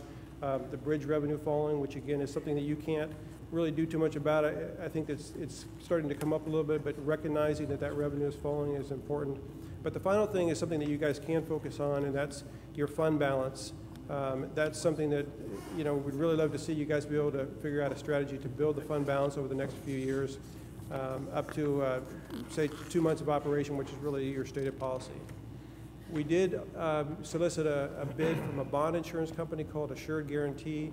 That bid was helpful in this particular transaction, so we sold the debt not only on your credit, but also the credit of Assured Guarantee, and you can see their ratings, AA3 and AA+. Very successful sale on the certificates of obligation. The ultimate rate that we received on the 20-year debt was 4.19%, and a very attractive rate. You can see, looking at this particular chart, that if you had no assessed valuation growth, and as you know, that you know, that's obviously what you're doing. You're levying that tax to pay for the debt.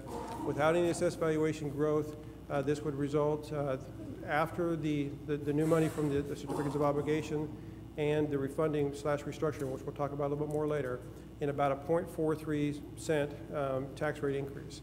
This is lower than what we had talked about in April when we initially adopted that plan of finance. At that point, we were talking about 0.47 or so. And again, this is without any assessed valuation growth. If we look at the next page on page 10, this is just an illustration to kind of... That's based on the 94% collection rate? That's based on 94% collection rate.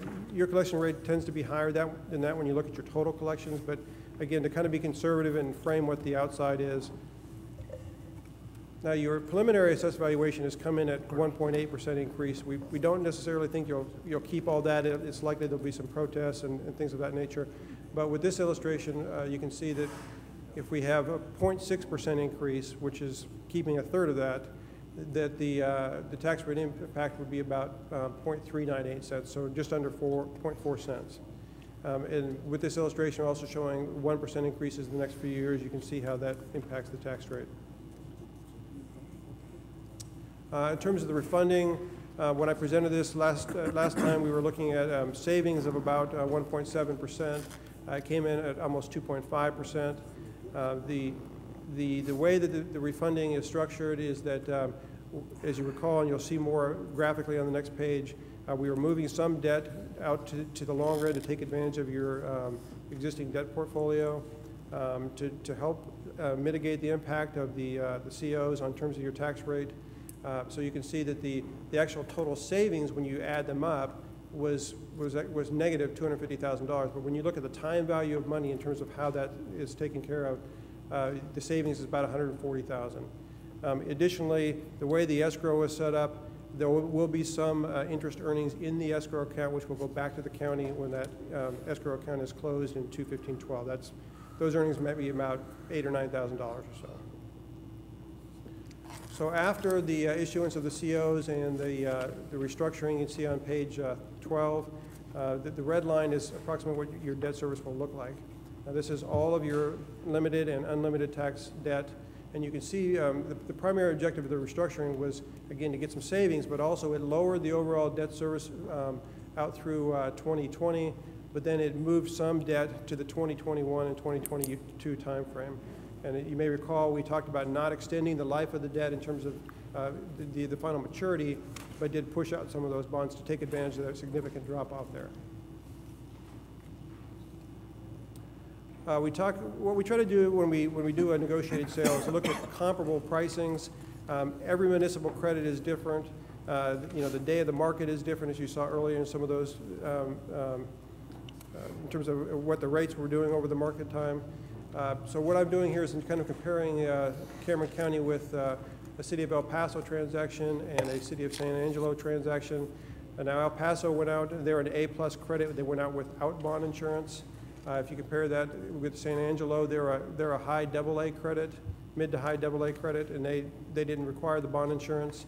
You can see that you were about 50 to 80 basis points better than the City of El Paso transaction, and 25 to 35 or 40 basis points worse than the higher rated San Angelo credit. So just to give you kind of idea, this is the reason for talking about credit spreads earlier.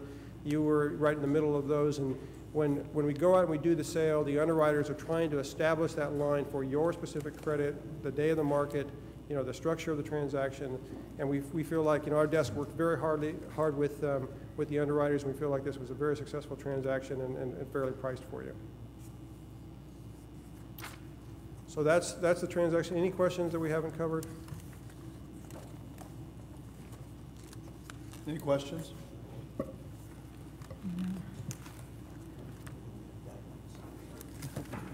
Are these blighted COs? Yeah, are the COs blighted? Or just underdeveloped? Underdeveloped. Okay, that was on item H, and you want to do I also, the consideration of an order authorizing the issuance Do I hear a motion on both items H and I? So move. By Commissioner Sanchez, second by Commissioner Hernandez. Any discussion? All those in favor signify by saying aye. Aye. Any opposed? Item carries. Item J, consideration approval of change order number 1 for the West Rail relocation project. Judge and Commissioner, you have a backup on this request, and this is to accommodate gate and fencing requirements. TxDOT has reviewed and approved the change order, and staff recommends approval. Do I hear a motion to approve? By Commissioner Gatsa, second by Commissioner Sanchez. Any discussion? All in favor signify by saying aye. Aye. Any opposed? Item carries. Item J, consideration approval of change order number 1 for the West, oh, I'm sorry, you did that one. Item K, discussion and possible action on filling the unexpired vacancy on the Board of Adjustments. Javier. Yes, sir, Judge. What we had is Mr. Bob Fudge from South Padre Island. He resigned. In the previous agenda, we appointed Steve O'Neill. Now, we have a vacancy because he served as a zoning commissioner and also on the Board of Adjustments. So I want to get direction to see what the court wants to do as far as filling that position on the Board of Adjustments. Do y'all want to use Steve O'Neill to fill that position, or would you like to appoint any of the 2 other members that are not on the Board of Adjustments, but they're on the Zoning Commission? Would Mr. O'Neill be sitting on both? Yes. And the other ones as well? Or just on one? No, just Steve O'Neill, right now he's on the Zoning Commission. You Correct. just appointed him. Correct. But there's a vacancy on the Board of Adjustments. Well, why would we want to have the same guy or same individual serving on both? But that's how you had it before. Okay. You had, out of the 7 members on the Zoning Commission, you all selected 5. 5 served on the other. Okay. So the 2 that are not on the Board of Adjustments is Luis and Roman, that Okay. serve on the Zoning Commission, but that are not on the Board of Adjustments. Oh, I see what you're saying. Okay. Have any of those individuals expressed an interest in serving? No, they're very active, every member. And who's Luis? so- Luis who? Luis Hernandez, Okay. the attorney here in Brownsville. Okay. Yep. My question is, have either of those 2 individuals expressed an interest in serving on the Board of Adjustments? No, sir. I haven't asked him, but I'm sure either one, I mean, whoever you appoint, I'm sure that they would do a good job. And they would be willing to Why fill. don't you, look, why don't you ask them if they both have an interest? And if they do, tell them to flip a coin. Okay. Is there a Whichever deadline on one is- this? whichever No, one is no, good. no, because the Board of Adjustments haven't met, but some of these positions will be coming up in August. I'm sorry, the Board of Adjustments is in September, the Zoning Commission is in August. So I need to, there's 3 members on the Zoning Commission that I got to come back to the court to Well, either let's do these reappoint. first. Right. Ask them, and again, literally, they can draw cards or flip a coin, and whoever they agree amongst them, then maybe we can do the other one for So we need to table it? another one. Okay. Yeah. Move the table. Second. Moved by Commissioner Sanchez, second by Commissioner Benavides. Any discussion? All those in favor, signify by saying aye. Any opposed? Item carries. Item L, consideration and possible action to reallocate funds for the 2008 Cameron County Coastal Impact Assistance Program. Christmas in July.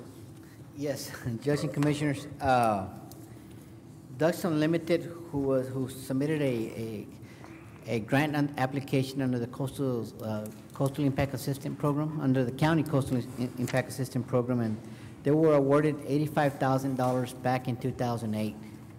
As you know, the CIAP just right now is starting to fund projects that were awarded in 2006, 2007, and 2008. Ducks Unlimited sent us a letter stating that they had already found other funds for this project, and that they don't need the $85,000.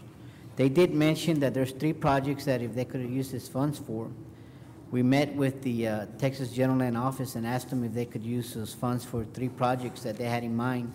But the GLO had said in order for that, for a new project to come in that is not approved on the state plan, it has to go out for the public participation, and the process is, 2 or 3 weeks, and they said, right now, we need to approve, move on. Is there any way y'all could allocate those $85,000 to other projects that have been approved under the state plan? And so what we did, we sent an email out to the Coastal Task Force, and we had asked them that there's 2 projects that are that need in need of additional funding, and that is the baseline study oil spill. They were awarded $65,000. Let me see. It's $60,738, but since it's been so long, things have gone up. The price of material, staffing, and et cetera, and they wanted to see if they could at least get some additional funding, like $10,000. And also, Cameron County, we're looking into buying some additional equipment to maintain our beach so we wanted to move $75,000 to the Cameron County Parks Beach Enhancement Project, and $10,000 to the baseline study oil spill planning project. Is that your recommendation? That is my recommendation, yeah. Move to approve. Moved by Commissioner Benavides. Do I have a second? Second. By Commissioner Hernandez. Any discussion? All those in favor signify by saying aye. Aye. Any opposed? Item carries. M, consideration approval of RV park space rental agreement and/or park policies and procedures. Yes, sir. Judge, Commissioners, on this one here, Bruce and I have met, and we've gone around and trying to figure out what we were, how we wanted to handle this. And we checked around with other communities, even with the state Parks Department, Texas Parks and Wildlife. They have RV parks and lodging facilities. And we're trying to see if anybody else had an agreement that they would sign when they come in to register to rent a site, and nobody else has one. So, Bruce, I guess we put two options out there. We either have it with the agreement where they sign, or we have the policy, which was the original that we had proposed. Am I correct, Bruce? Yeah, let me explain. The context within which this arose is, on occasion, we have holdovers out there. And the question is, well, what do we do with someone who's holding over? You know, in the past, as I understand it, we have taken the incentive and gone out and either towed an RV off to put it in storage, or we've hired a towing company to do that for us. And so, you know, looking at the policies and procedures which are handed out to customers as they come to Isla Blanca Park to get a space allotted to them, you know, that's one way to do it, and it's probably okay. The problem I had with that is there was really nothing in the policies and procedures agreement-wise to obtain the consent of the owner of the property that was being placed there to see to it that we had an agreement that if they hold over and they don't pay and whatnot, then we can remove that property and put it in storage, notify them, and continue on with the routine that has been established over the years in that situation. So this is what I would call perhaps not a necessary move to a different agreement, but in my opinion, it's a better agreement than a mere recitation of policies. I've also looked into the law of immunity, and the history on this is that the statutes that one might argue to control allotting space like this in Isla Blanca Park do not contain a waiver of the governmental immunity the county enjoys. That's why I say it's probably not a necessary thing to do, but by the same token, it certainly lets the people who rent from us know what is expected of them, And it also obtains upfront their consent in the event certain conditions happen that would entitle us to remove their property and store it until arrangements can be made to make up the discrepancy. This does not tie the storage space at any particular location, right? No. So do we have to make arrangements somewhere? I mean, what do you do now? Have you ever towed one? Yes, we've towed them and we put them in our yard there by the warehouse until they come up and they pay whatever they owe us. If we were to do this, then we would have to get a contract or an agreement with one of the towing companies. They would tow it and they would impound it in their own yard. Yeah, because I don't think we'd want the liability of moving it physically and doing all of that. It ought to be let to someone else other than the county. I think it can be done, and this agreement for the first time clearly identifies that as a consequence to the renter or the person who, I hesitate to call them renters, but they are nevertheless reserving a space and parking a vehicle there on that space. And for the first time up front in the ongoing relationship that we create with them, they know what will happen and they give consent to that up front. So to my mind, it's a move in the right direction. It's a little longer deal because there's more to explain. There's probably an extra page or so of type to the contract form of what it would take to get this done. But to me, it's more informative, and it probably creates a better legal environment in the event we were pressed to go to court ourselves on a situation like this. Okay. So I think Javier and I are in agreement that we believe that the agreement form of this paperwork that creates this relationship would be an improvement over what we have right now. I do have one question, and I got a phone call last week from someone saying that in the past they'd been able to reserve a spot, and that when they called down there, they said that they weren't taking reservations. Have you changed that policy, or you can still reserve a spot in advance? Yeah, you can still reserve a spot in advance. The only area that we don't take reservations is at Andy Bowie. We only have 18 sites there, and we don't take reservations, just on a first come, first serve. Okay, but everywhere else you do? Yes. Okay, and they could do it with a credit card over the phone? Yes. Okay, yeah, because one of my constituents called and said, hey, what's going on? You know, we called to make reservations, and they said we couldn't, we had to show up, so we took our, travel trailer down there, and we get there, and they were full, and so then we couldn't stay, so I said, well, I'll find out, I don't know. So you can make reservations? Yes. Okay. All right. Have we been full total? Yes. In all the sites? In all the sites. Good work. Are you going to go back and make everybody sign one of these that's there? Well, and that's another thing, we need to figure out when we're going to start this. If we start it, at the end of summer, because a lot of people have already moved in, and we're changing, in the policy here, we're changing some I guess we're adding new restrictions to it. For example, we're not allowing any modified trailers, and there's one modified trailer in there now. So then when we approve it, it'd be effective like today? Well, I would suggest we make it effective. For all new guests after today? New guests after today.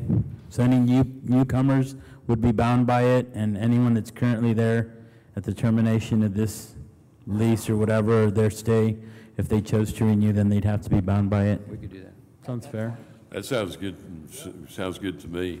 The alternative would be for people with existing reservations, you might wait until next time for, until that reservation is handled. They haven't signed, right? I mean, because they haven't signed anything yet, but they've entered into an agreement, paid a deposit To reserve a spot, on the okay. status quo as it is now. So is that reservation is honored and they leave next time, you know, we will start. What difference, though, in reserving a spot versus actually paying for it? Because that reservation, if they don't show up, Well, I think the policies and procedures are posted on our website, aren't they, Javier? Yes. And so the understanding reached would be initially that they are depositing on an agreement under these terms and conditions. under what's And been these- posted? And these are changed. So we need to probably post this on our website, and for new reservations effective immediately, and going forward, this will be the form of the agreement. And a lot of these commissioners we've collected the deposit last year for the stay this year. Yeah. So, Okay. so it would be any new reservations. I would say so. To me, that would be the fairest way to deal with it for all of those that have been dealing with us in the past and presently have, you know, a deposit on deposit and a reservation made. Move to approve. Second. Moved by Commissioner Gatsa, second by Commissioner Benavides. Any further discussion? All those in favor signify by saying aye. Aye. Any opposed, item carries. Item N, review update of Cameron County Parks in conjunction with software system implementation and general office operations.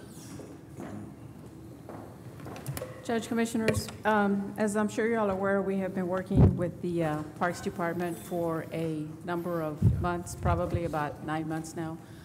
Did everyone receive the report that we issued on the parks? We sent it out yesterday? On the email? Yes, via email? Okay. I don't know if there's any particular issues that you would like to address. I have Sergio Villasana here. He is our lead auditor that has been working with the Parks Department since he started working with Cameron County. He has worked on the, prepared their financial statement for the past 2 years, and he is, works with them on a continuous basis, and he's worked with. I think my one question would be simply, are we addressing the deficiencies noted in the report? I would say to a certain extent. When you say deficiencies, be a little more specific. Well, possibly. deficiencies, I can't remember the exact word, you know, that was used throughout that document, where you're saying that there's areas that, what was the word you used? Distort, perhaps, or distort, variances. Yeah, variances, distortions, you know, the accountability issues. I mean, there was a number of different things at each one of the parks. Right. Are those individually being addressed? And I know that I got another email that had, like, in blue, some information. That was from you, Javier. So you're already, my concern is only the ones that said that you didn't know what it meant, okay? So, I mean, I can ask, but I think it'd be of more value if you know, Javier and whoever in the department needs to meet to figure out what we need to do on each one of these things. Have you sat down with Javier and addressed each individual concern? Not for the month of April. I've been working with the parks for concerns since February. February was the first set of variance analysis. Basically, there's two software products going on, which have two different sets of reports on a monthly basis. I've communicated to the parks problems, and they've done their best efforts to address most of the problems, but some continue to be unaddressed. Particularly, there's concern as far as proper data entry into one of these softwares. When reports do not agree at the bottom line, and in regards to collections and into regards to revenues, bottom line numbers should agree. When they don't, there appears to be some kind of data corruption. Now, reasoning perhaps for that is that staff has administrative rights, and talks with the software company, these reports should be balancing. So further analytical review has shown that there appears to be either data corruption or perhaps clerk error. Okay, let me ask you something. When this software company came in, how much training was given to the park employees that are dealing with it? Not too sure, wouldn't be able to answer that, but I had pretty much minimal training with use of manuals that was provided with the software. I was able to teach myself. Training is important, but the utilization of the manuals that are available should be probably accessed first. Okay. Javier, in these manuals or whatever, are you able to go in there and try and find out what's going on? No, no, ma'am. I don't have access to the system. Why? But There yet should we only be- expect him well, hold on. to... Yeah, no, there shouldn't, he nor anybody in management or supervisor capacity should have access to that system. There should only be one individual, and that's the bookkeeper. She's the only one that should have access, and that's the same way, same system we have at the bridge. When I was there, I never had access. I could go in and read information, but I couldn't change anything. Auditor's office, they had a monitor, they could look at the information. Now, any report that he wants can be generated. Just like at the bridge, we have customized reports that I would use, to sit down with each individual collector, sit down with the supervisors.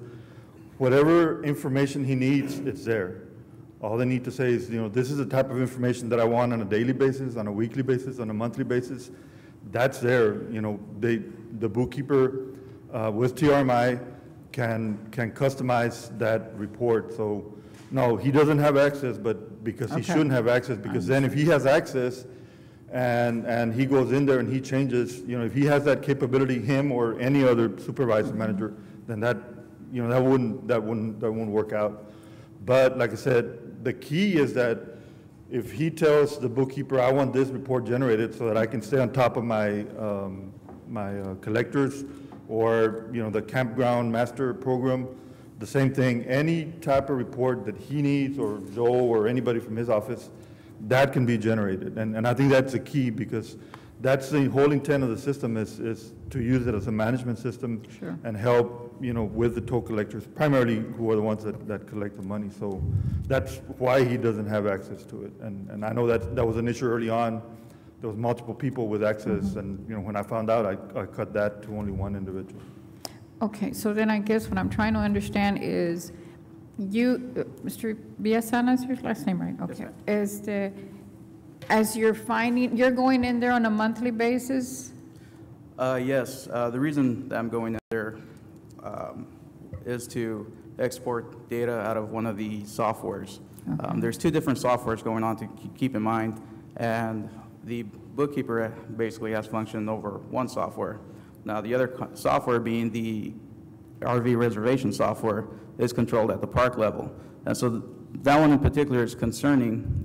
There is no control on that. And I believe the purpose that we wanted to present was to inform commissioners and judge of the possible issues that exist with the current operation. And it's more just to inform you all of possible issues of operations that could lead to fraudulent or loss of assets. And that's with the RV reservation system? Correct. Yeah. Right. That cannot be integrated to the TRMI? I mean, wasn't that part of the plan or not? Yes, and it should be. So. Well, maybe we need to bring these folks in and provide more training, if that's what's needed. Yeah, well, and I don't know that it's lack of training, but I think we just need to give a directive that that's what they need to use. And Well, what's the problem?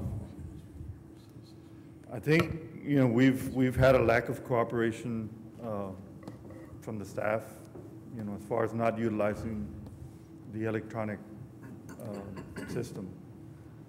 They just refuse to do it? Yes. Well, maybe if they can't follow. From what I understand.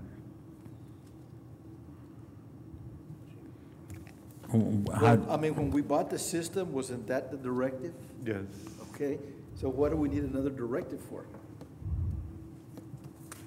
I mean, we were trying to tighten up the system and have tools available so that, you know, it's seamless, kind of like the bridge operation. You know, I mean, you can Yeah, easily. we've been going on a year already, and, you know, we haven't gotten it. I think on the toll collection part of it, I think we're generating the monthly reports now the way we should. But on the campground, you know, that's, you know, we need to fix that. And how do you suggest we fix it? I think, you know, we need, I mean, you just need management to stay on top of that. I mean, on a daily basis. It's not very difficult, but somebody needs to stay on top of that and make sure it's getting done. And when you say management, you're referring to Javier? Javier or whoever he delegates it to, you know, from his office. But, Okay. Have you visited with him about it, or? we have, you know, throughout the past year, you know, we have, as the system was being installed, as it was being tested, as we were getting the reports. And everybody's trained on it, they're just not doing it, or? Javier, do you have anything you can add, or? Yes, a lot of this, you know, I'm sorry. I mean, this is the first time I hear that our staff is not cooperating. I mean, I've met with them, you know, I met with Sergio on some occasions, and, you know, we've talked about, you know, sometimes when he brings stuff to my attention, you know, we address it right away. This is the first time I hear that our staff is not cooperating. I meet up with them, you know, weekly or every other week, talk about issues that are coming up. What's the reason they're not using the TRMI software for the RVs? No, the Campground Master is the reservation system. TRMI is the toll collection. Right. So the data that we're entering into the Campground Master is being entered, to my knowledge, correctly. I know that there's some errors, you know, some of the notes that he's mentioning is, you know, typographical, or not typographical, but clerical errors. You know, I'm not sure what these are. You know, if it was more specific, if, you know, they would communicate with us and say, okay, you know, this day there was an error, what is it? You know, we can look into it and find out. You know, it was brought to Commissioner's Court, you know, and they gave me the list of things, and I looked into all these things. That's why I sent that email to everyone to give my representation as far as in the facts that I found out, you know, from the staff. So. Well, but some of your rebuttals, Javier, were like, I don't have administrative ability to go in there and fix it. Right. But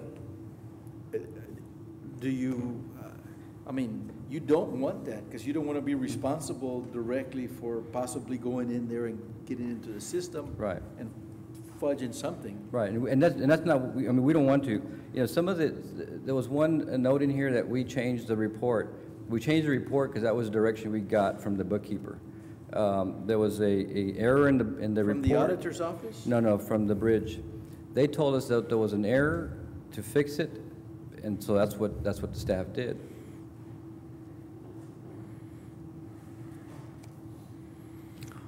I don't understand. I don't understand what is going on. I just glimpsed at it. We've been out of town. And to me, I would think that at the end of the day, and I don't know how does the bookkeeper talk to you at all? I mean, from one day to another, we're short, we're over, or, I mean, there has to be some sort of communication. There is communication, Commissioner. Let me interrupt, I'm sorry. Judge, it's 4 o'clock, and I think you need to call the special meeting before. I'm just waiting for this discussion to end. Okay. As soon as they end, then we can. Okay, Unless it's not going to end anytime soon. Well, the bookkeeper does communicate with our managers almost on a daily basis. And and I'm assuming he's a bookkeeper there at our office as well, Pete Garza. They all communicate. And they submit the reports. The bookkeeper calls, say, okay, you know, there's an error here, or this is what we got, you know, so on. But, you know, I think we need to communicate with the auditor's office and see how we can fix this. I mean, if there is problems, bring it to our attention and we'll get them resolved. Okay, well, I guess the direction is Pete. Okay, Commissioner, Javier. hold on. Since you asked me to call, just Well, let me do that. Okay. Hold that thought, all right? Time out, everybody take a break. Let me have a motion to recess this meeting for about 30 seconds by Commissioner Gatsa. Second. Second by Commissioner Sanchez. All in favor, signify by saying aye. All opposed, item carries. We are in recess. Notice of special meeting, the same day, June 9th, 2011. The consent items.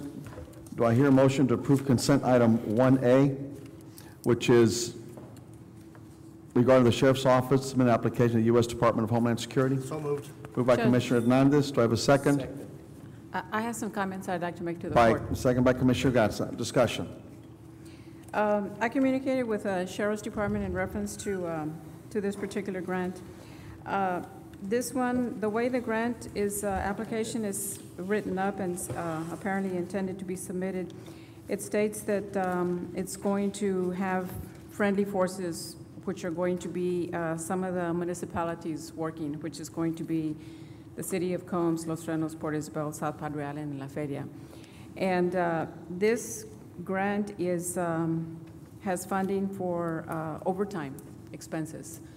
So our question to the Sheriff's Department and to the financial oversight for this grant was if the county is going to work on this particular initiative with all of these entities, and they do not follow the 171-hour work hour in a 28-day pay period, how is that going to affect when we are going to be reimbursing the municipalities as they bill us for their deputies that are working on this? So we don't fall into the same trap we did this last time? That is correct. Has that been resolved already? Well, the indication that we received, based on the wording of the application, it says that they're going to be working. Based on information, we called the fiscal contact and they said that if these municipalities are going to actually work overtime, then Cameron County needs to enter into an interlocal agreement with these entities, and the application needs to say that they are going to be working the overtime and that the county will enter into an agreement with them. Do the interlocal agreements with the other municipalities have to be part of the grant application? I do not know, okay? And I would presume that at some point we would have an amendment to the application or something. I don't know yet. And then indications that we received from another contact on this same grant was that these municipalities would not be working, that this was worded like this to indicate that the constables that are located in these municipalities, who are Cameron County employees, were going to be working in those areas. So I want to advise the court of that particular issue that we have at this time. What is the concern? The concern is that if we're going to go with the other municipalities, then we're going to enter into an interlocal agreement with them, and they're going to follow the guidelines that they're going to follow, and Cameron County employees are going to follow the 171 hours. That's the concern at this point. What support is there to support the fact that there's an agreement between the Sheriff's Office and the municipalities? I don't know that at this point there is. I don't know if Lieutenant Garza is here to address that also. And another issue that I have is on this particular grant, it stipulates that there will be funding for special equipment, and it has vehicles, boats, and special equipment, and it's 17 vehicles. My understanding is this is a one-year grant, and my question to the Sheriff's Department was, at the end of this grant, where are the repairs and maintenance and the insurance costs for these vehicles going to come from? What is the intent?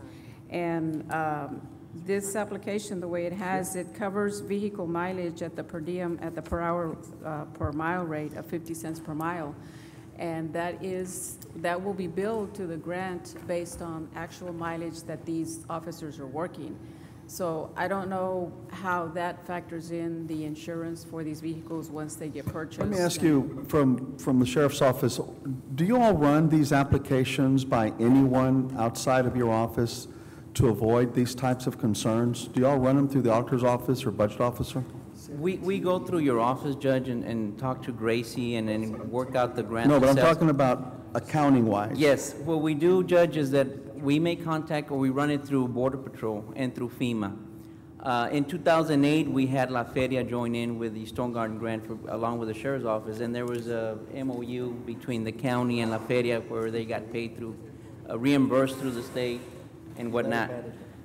In this particular grant, what FEMA wants to do is have an alliance of law enforcement working out there against border violence and keeping our borders secured and whatnot. So they want more agencies to get involved with Cameron County. This particular grant, of course, we have South Padre Island applying, Port Isabel, Holmes PD, La Feria, and the Constable's Office, with the exception of Precinct 5 and 3, I believe. Everybody else is on the grant. The grant is for a year. My understanding is when I sat down and spoke to all the representatives from these agencies, the concern was the 171, and they have to work 86 hours every 2 weeks in order to get paid overtime, an equivalent to almost 171 as we do. So that has been discussed among the chiefs of police, whoever's going to handle the grant from their department. So the understanding is that they have to meet the 171 for the overtime. Vehicles, they are asking for a lot of vehicles, Judge. We're only asking for maybe 80,000 out of the whole 2 million that was placed in there. We got all the buckets together and we came out with a budget. More than likely, FEMA will give us that or less. If they come back and say, here's 500,000, then we got to go back to the drawing tables and disperse all that money amongst the agencies and go from there. So we're not going to get 949,000? Commissioner, I doubt it. I don't think so. What they've done in the past when we've applied for the Stone Garden Grant, they kind of cut that budget in half. So we don't expect to get the $2 million for all the agencies. I don't know if they're going to trim it down some or whatnot. But the concern about the vehicles is that these vehicles, they're being asked for by these agencies. They need vehicles, equipment, and whatnot. When you say agencies, you're talking about the cities, the municipalities? Correct, sir. And the constable's offices? And the constable's offices. And in the past, have we given them vehicles from this? In the past, they have not applied for any equipment other than the overtime that we've given them and that they've applied for. So this is the first time? This is the first time that they apply for any equipment involving vehicles for So the auditor raises valid concerns. Right. And now the concern, of course, for the county and the constables, of course, they have to upgrade and keep all that, the vehicles, and they need to maintain them. The cities themselves, they're going to have to provide their own insurance. They have to, after the grant is over, that's their vehicle. It's kept by that agency if it's permitted by FEMA. We gotta turn in a letter to FEMA and then ask for a request on a letterhead and whatnot. So then we want the vehicle and we charge mileage also on it? The mileage comes out of the same grant. They get reimbursed. They're going to have to pay from their city budget the insurance, the mileage, while they get reimbursed by the state. But is it for those same vehicles, or is it vehicles that the municipalities or the county owns that are being used as well? Both vehicles, the city-owned vehicles, and if they get any vehicles through the grant, it's the same way. So they're going to give us the vehicle and then give us mileage on it? That's pretty good. Wow. If it goes through, they ask for, I think, a total of 17 vehicles. Like I said, if we're lucky, we get half of that or whatever the case may be.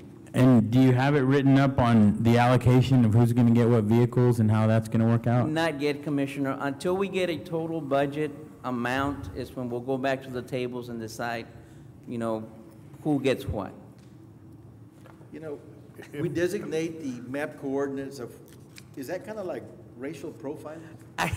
You know what, Commissioner, we went through that, and that's what the grant asked for, so we're just following what the grant asked for. Now, we've had Stone Garden since '08, and I've been dealing with that since then, and we've never had an issue, but they asked the coordinates of the areas we're going to work, because that's high priority areas as far as border violence is concerned, or narcotics or smuggling or anything like that. Or profiling. Oh, well, I don't want to say profiling, but that's it is what it is. Doesn't make any sense, man. it is what it is. But according to our stats, that's what the areas of concern. Well, hopefully it'll make it through because my area's in there too. So yes, sir. My question would be the 50 cents per mile that they're offering. I would assume that would cover the fuel, the maintenance, and the licensing. Do we know what it actually costs us for fuel to run one of those vehicles? How many cents per mile it actually costs us? Depending on the mileage that they put in those vehicles, the 50-cent market, that's from the federal government, Commissioner. I know that, but when you're giving mileage for a trip, right? That's if you use your own vehicle. That's only for the gas. That's for maintenance, wear and tear. You know, everything that goes with having to drive that vehicle to and from wherever you're going. Yes, sir. That's why I'm asking you. Do we know the exact cost of what 50 cents a mile? How much of that is actually used in fuel? No, we don't. The way we do it now is that if there's any maintenance involved, then that needs to be placed, and it should be charged back to the grant. The same thing that we do now with our vehicles that are working at the mileage. Pretty much, yeah. Yeah, it's paid at 50 cents through the grant. Okay. Oil changes, tires, all that is a Exactly. separate reimbursement. But at that point, it would only be for that 1 year. Yes, sir. Right? Yes, And I ma'am, I'm guess sorry. The auditor's concern is, let's say at the end of the year, you get to keep those vehicles, then it becomes the county's problem. Then should be be concerned. Why do we able to auction them support- off? If we could auction them off would be great, but we're not asking, the sheriff's office is not asking for any vehicles, it's the cities, with the understanding that they are fully responsible for all care, maintenance, insurance, and everything of those vehicles. Why aren't you asking for them, Carlos? Well, we had asked for, and we got some last year. So we've gotten 15, 16 vehicles already for our department from Fort Stone Garden. I've got a crime scene unit worth $184,000 from Stone Garden. So we have been fortunate enough. Blighted cities. Yes. So, you know, we want to make sure that we work with all the local agencies also, and that's what they have requested. The issue would be if we had vehicles and then had to maintain them afterwards, she'd be concerned. She'd also be concerned if we had to buy new vehicles again. So either way, we're not going to please Martha on this one. Well, they could be replacement vehicles for old vehicles going out of the Exactly. fleet. Yeah, it's a cheap price to pay for replacements. How we do it now is we do replacement vehicles, that's correct. Good. Judge, Commissioners, if I may, the intent is not to please or anything. The intent is to advise the court of any potential liability that may be out there either next year when this grant expires, and that's our function. I'm still pleased. That's good. It's good. It's a good system. Yeah. Yep. It's great. Well, Thank you. thank you. Well, so before, I mean, this is just to apply for it, but before we actually, you know, approve the funding, you'll have interlocals written up on all this? Yes, sir.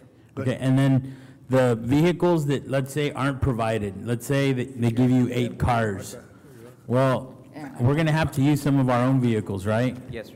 Is there a way to allocate that for the vehicles that we're using, we get that mileage for ours first before you pay back, thank you, before you pay back any of the other municipalities or anyone else? Yes, because at the same time, when we apply for it or we get any money, all that reimbursement will come back to the county as far as this grant is concerned when we use our own vehicles.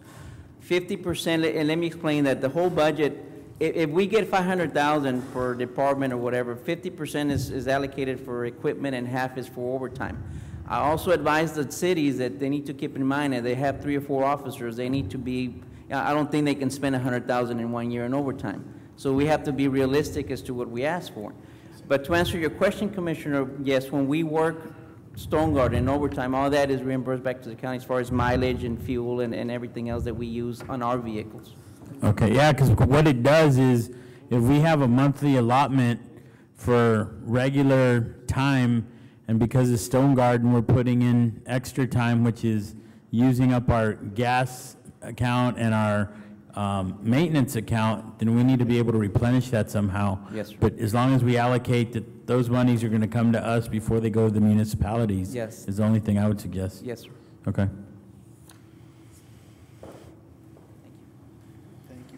That's all that I have. Motion and second. Motion and a second. Any further discussion? All those in favor signify by saying aye. Aye. Any opposed? Item carries. Item O, update to Commissioner's Court on Treasurer's Office operations. Martha, is that yours? So are we going to, Were you going to acknowledge the report of the parks operations, or? Oh, you know what, we gotta go Wait, back. We need to go back, We're not done Judge. yet. We got to unrecess. We have a supplemental. Hold on, guys. We just need to adjourn the special meeting. I think you're finished with it, aren't Right. you? Yeah, but we need to go ahead. Which one is it? Hold on. Move to adjourn the special meeting. Special meeting. We have to adjourned. acknowledge it, though. We already voted. No, we discussed. We voted.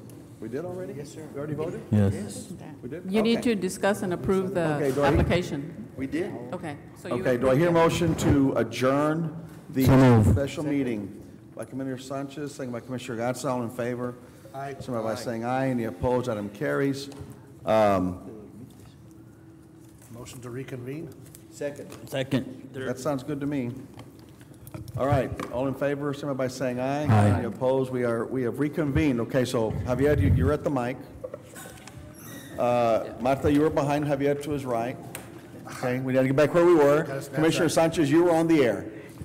Basically, I was just gonna say, whatever the problem is, Pete, Javier, Mr. Villafaña, figure it out and let's get it fixed. I mean, I think there's probably a communication issue because, Javier, you're saying that you haven't heard some information, so let's clear the communication roads, get it fixed, and hopefully we get beyond this because, like Commissioner Garza said, if we paid for this program and it's supposed to work, hopefully we get it working right. Motion to acknowledge? One question. Second. Do you ever have an Aye. exit conference with management regarding your findings? Or you actually exit out? Not an actual conference. I give them an opportunity to reply to the comments. It wasn't a formal audit. It was just a disclosure of what was observed.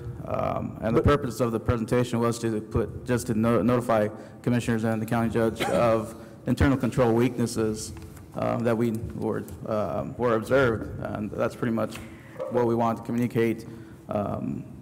Because it will impact revenues, and we've seen it already in the toll booth. The toll booth areas used to have internal control problems, and we can see the revenues doubling pretty much at the daily entrance. Normally, when you have, and I appreciate what you guys did, but normally when you present internal control issues, you have your finding, you also give them a recommendation, and then you also wait for them to respond to it. And that's, I think, part of the lack of communication that Commissioner Sanchez alluded to, that maybe, well, not maybe, what you should do is as you go through that, I mean, look, if it was important enough to bring it to Commissioner's Court, then it was important enough to exit out with him, and so he's not blindsided, and just exit out. So look, this is what we found. You're not going to change your findings. Say, this is what we found, and now you're going to have some time to respond to it, and you still bring it to the Commissioner's Court, but we don't get his responses the day before the meeting. And, you know, just give him that opportunity, and I think that'll just work overall a lot better in the future. Okay, just exit out with, and that, you know, that goes towards any department that you go in. I mean, you find these weaknesses, you know, you give them the opportunity to respond to it, and just do that. And Judge Commissioners, if I may add in closing, we, like I said earlier, when this topic was first discussed, we have been working with the Parks Department for approximately about 9 months, and we have worked and continuously on issues that have arisen, and sometimes we keep going back to the same problems. And we have been communicating with the Parks Department. We have issued memorandums to them and to Mr. Sepulveda as well. And from our perspective, from the auditor's function, we felt that it was time that we advise the court and let you all know we will continue to work with the parks and try to give them the oversight. However, the management responsibility is strictly the Parks Department. Okay, you're going to come back with a follow-up in about 30 days? Yes, we Okay, can. all right, thanks. Thank you. Do I hear a motion to, motion second? Vote. Okay, do I hear, okay, all in favor, signify by saying aye. Aye. Any opposed, item carries. I have a question. Were you talking as an auditor or an accountant right now, Judge? As a county judge. Okay, all right. Let's see, update to Commissioner's Court on Treasurer's Office You know, I operations. got a question. Who's that guy sitting back there? He's an intern, It's our new law clerk. yeah. He's undercover FBI. Well, whatever, you know, welcome. Talking to the microphone. All right, item O, Marta.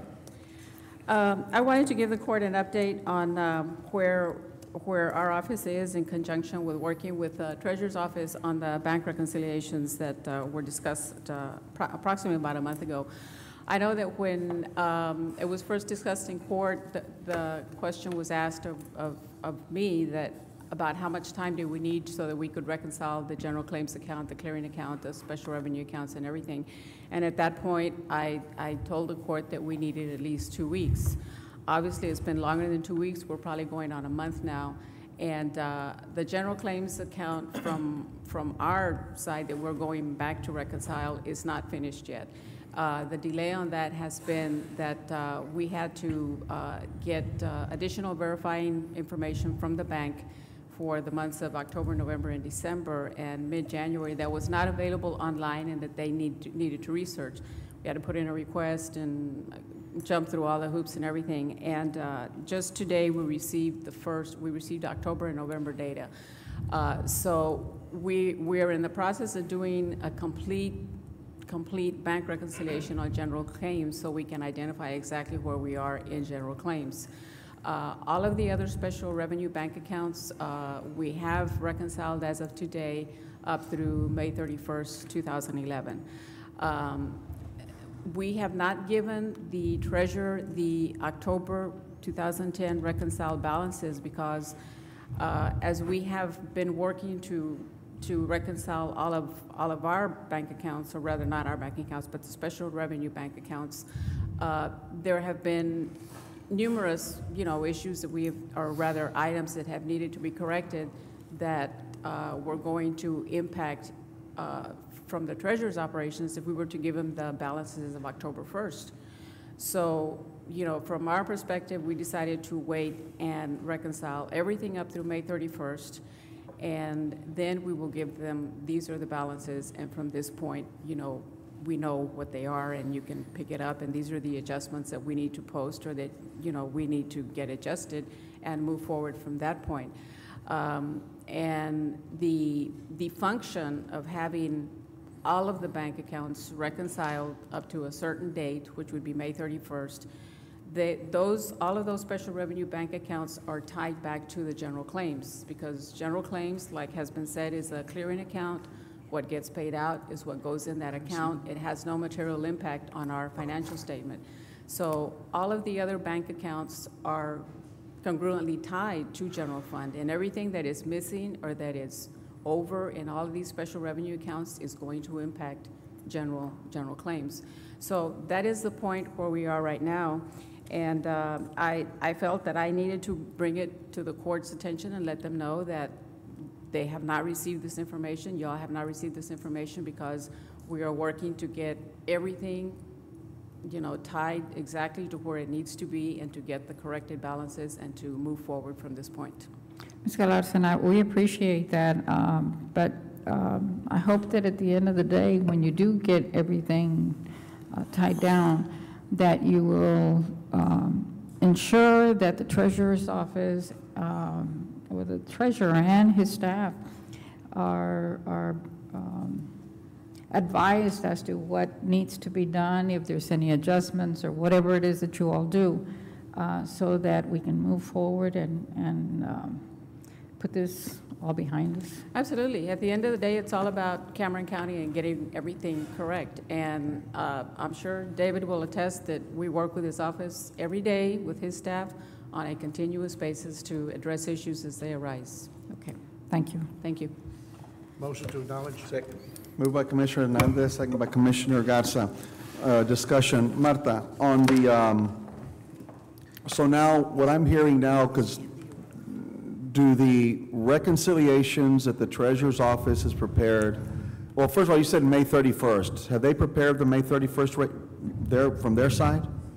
I have not seen them, no. Okay. We downloaded the bank information. Okay, then let's go site. back to April 30th. Then as of April 30th, you've reconciled those accounts, correct? Yes. Did they match up to to their bank recons?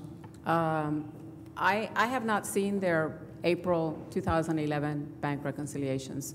Then I go back to the question, then how do you know whose are right, whether it's yours or theirs? How do you know whose are right? Which ties to the general ledger? Ours do. Yours do. So But so at this point, why is it that you have not, you asked for the April 30th recon to see how they match up, see where the errors are? I did not know that they had already reconciled them. I saw the information this morning when I was getting the rest of my things ready for this meeting, and I looked at the April 2011 bank reconciliations, or rather the form that is in the packet. There are some variances, and like I mentioned earlier, we do have adjustments that need to be posted, you know, so that they can have the correct information. So the report that we approved that shows the beginning, the ending, all that stuff, book balance at the end, over to the far right of his report. Those numbers should agree to your April 30th bank reconciled numbers. They should. They should. I don't know that. But you don't know. I couldn't tell you that they do. So again, how do we know which ones are right? I mean, I know you're saying that yours right, and I trust yours if they tie to the general ledger. So then what we were going to do was start with October 1st numbers. Now we're going to wait for June 1st numbers to give to them. I mean, it doesn't sound like you guys are ever going to catch up. We have all of our bank statements reconciled up through May 31st, 2011. You do? Okay. Yes. David, do you all have the April 30th? Well, you don't have the May 31st account reconciled yet, do you? Okay. Do you have April 30th reconciled? Have you sat down with Marta to find out how off your numbers are or you're not off? Because look, there's got to be a monthly communication between the auditor's office and the treasurer's office in making sure that the numbers, because I will tell you that David's numbers are probably not right. For whatever reasons, they're not right. And so they're not. I can tell you asked right now. Or No, I'm making a comment. I've asked you a question. Now I'll ask you a question. The April 30th bank reconciliations that you said are all current, the auditor has not received them yet? The auditor, if you look at the report that we did today, the cover letter, it states that we submitted that information to the auditor's office on 2 weeks ago. And we submit, on a monthly basis, we submit that information. Now, we get no feedback from the auditor. Well, I want to hear from Marta. Marta, hold on, because you made a comment. I mean, no, I'm trying to go with you on this because you said that they got it 2 weeks ago.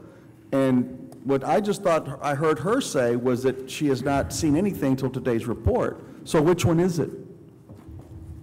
I saw the agenda item this morning, and I looked at it, and I checked with my staff and said, have you all received that? They said they had not. I asked Becky right now. She says she sent it via email. I have not seen it. But I am sure there are some variances, and again, we have not sat down to address the April 30th. Communication. But the variances are another issue. I think, Yes. I mean, you know, the treasurer made a statement that he those to you. Becky has said, yes, we did. Yes. You asked your staff, they said, no, we did not. So it's either one or the other. And, yeah, and I believe that. So when you get the email, does it show, Becky, when they show red? Right. I know, and you're showing that somebody read it? Or you don't remember? Yes, it does. You should, yes. Well, I know, But sometimes. did it? Well, I sent it to Martha, I sent it to David, and I believe I also sent it upstairs to Pete's office. Okay. Well, and you didn't get it either? The issue is, for some reason, Martha didn't get it, or maybe she didn't read it, maybe she got it. Yeah, bottom line is we need communication. I think with the other thing we mentioned earlier, let's just try to, get the lines of communication going more, and if, one side's not understanding or getting it wrong, let's get the other side more involved, or whatever we need to do to fix this, please. And again, there's no report from Martha. Okay. What she's talking about. The report he's talking about is the one that's in the consent part that we approved. Right. Item, whatever. And again, we, from our office, we have reconciled all of the special revenue bank accounts, which are all of the Cameron County funds that are out there as of May 31st, 2011. And again, we have not met to give those balances to the treasurer's office, because before we are able to, we want to make sure that we have general claims correctly, because they're all tied together. Once we get those and we reconcile general claims, I already have a list saying this was done, this needs to be done, okay? And we have that on all of the funds, but we want to make sure that those funds were pulled out of the right bank account into the general claims, or they need to come back before we sit down and say, pick these balances up, you know? So we need to tie everything together first before we give them any information. Well, yeah, because we're gonna get written up again. That's correct. By the independent audit. I mean, we've already got written up the last 2 years or 3 years. We're probably gonna get written up again this year, you know, for the same reason. But we're working on it. Let's do the best we can to get beyond and get a brighter day in Cameron County. I guess most important is that both of you all need to talk to each other. And ultimately, yes, we need to know, but first and foremost, you all need to know from each other what is missing or needs to be fixed or whatever. What's needed. That's right, you know. And Martha, you do a great job of catching stuff, but again, if you don't say, hey, this is wrong here, we find these findings, give some input on how to, you know, fix it, which I know you've been doing, but, you know, sometimes it's like you're the teacher and the student, for some reason, got it wrong, and you said, this is wrong, but if you didn't tell them why or how, they may never get it right, so. Right, no, and the intent wasn't to say, so-and-so did this or so-and-so did that. The intent was to bring the court up to speed as to where we are right now with this issue. Sure, no, and we appreciate all your work, you too, David, and, you know, we know that both of your offices work hard and you're here to give the best service you can to the county. But, you know, whenever we have the issues of breakdown or whatever, as quickly as we can, we need to focus on fixing them. So we appreciate all your hard work. Thank you. Thank you. Motion is second. All in favor, signify by saying aye. Any opposed, item carries. There are 2 sets of executive session items. There's a supplemental, but we're going to go into executive first before we do the action on that one because it requires it. All right, item 5A. Yeah. Deliberation regarding real property concerning granting. Okay, do I hear a motion to go into executive session first by Commissioner Sanchez, second by Commissioner Gatsa? Discussion. All in favor, say aye. Any opposed, item carries. Item A, deliberation regarding real property concerning granting the U.S. Department of Army right of entry pursuant to Code Section 551.0711A and 2. Item B, confer with Commissioners Court Legal Counsel concerning Jenny Resendez individually, and I don't know what A and F is, Jenny Resendez versus Cameron County, pursuant to Code Section 551.0711A. Item C, deliberation regarding the appointment of the Cameron County JP Precinct 2, Place 2, Code Section 551.0741. Item D, confer with Commissioners Court Legal Counsel regarding the possible litigation with the U.S. Army Corps of Engineers pursuant to Code Section 551.0712. Item E, deliberation regarding the appointment and duties of the Cameron County Parks Director pursuant to Code Section 551.074. And on the supplemental, confer with Commissioners Court Legal Counsel concerning discussion of legal aspects regarding policy and practice for the county scofflaw program as authorized by Code Section 551.0712. Commissioner Gatsa, second by Commissioner Benavides to come out of executive session. All in favor signify by saying aye. Aye. Opposed, item carries. Item A, regarding Department of the Army right-of-way entry. Do I hear a motion to acknowledge report of Ms. Sepulveda and approve the payment of $1,800 over 2 years? So moved. By Commissioner Gatsa. Do I have a second by Commissioner Benavides? Any discussion? All those in favor signify by saying aye. Aye. Any opposed, item carries. Item B, regarding Jenny Resendez, do I hear a motion to authorize report of counsel acknowledge report of counsel and authorize the representation by our civil legal division? So moved by Commissioner Hernandez, second by Commissioner Gatsa. Any discussion? All those in favor, signify by saying aye. Aye. Any opposed, item carries. Item C, regarding appointment of the Cameron County JP, and ask Pete to set up a special meeting a week from today at approximately 8:30 in the morning to go over applicants. Do I hear a motion to acknowledge that? So moved. By Commissioner Hernandez, second by Commissioner Benavides. Any discussion? All those in favor, signify by saying aye. Aye. Any opposed, item carries. On item D, confer with Commissioners Court Legal Counsel regarding litigation with the U.S. Army Corps of Engineers. Do I hear a motion to acknowledge report of counsel and proceed along the terms and conditions as discussed? So moved. Moved by Commissioner Hernandez, second by Commissioner Gatsa. Any discussion? All those in favor, signify by saying aye. Aye. Opposed, item carries. Item E, regarding appointment and duties of the Cameron County Parks Director. Do I hear a motion to acknowledge report of Mr. Sepulveda and proceed along the terms and conditions discussed? Moved by Commissioner Garza, second by Commissioner Hernandez. All in favor, signify by saying aye. Aye. Any opposed, item carries. On the supplemental confer with Commissioners Court Legal Counsel regarding scofflaw. Do I hear a motion to acknowledge report of counsel, proceed along the terms and conditions discussed? Moved by Commissioner Hernandez. Do I have a second? Second. By Commissioner Gatsa. Any discussion? All those in favor, signify by saying aye. Aye. Any opposed, item carries. On item A, do I hear a motion to table? So moved. Moved by Commissioner Hernandez. Do I have a second?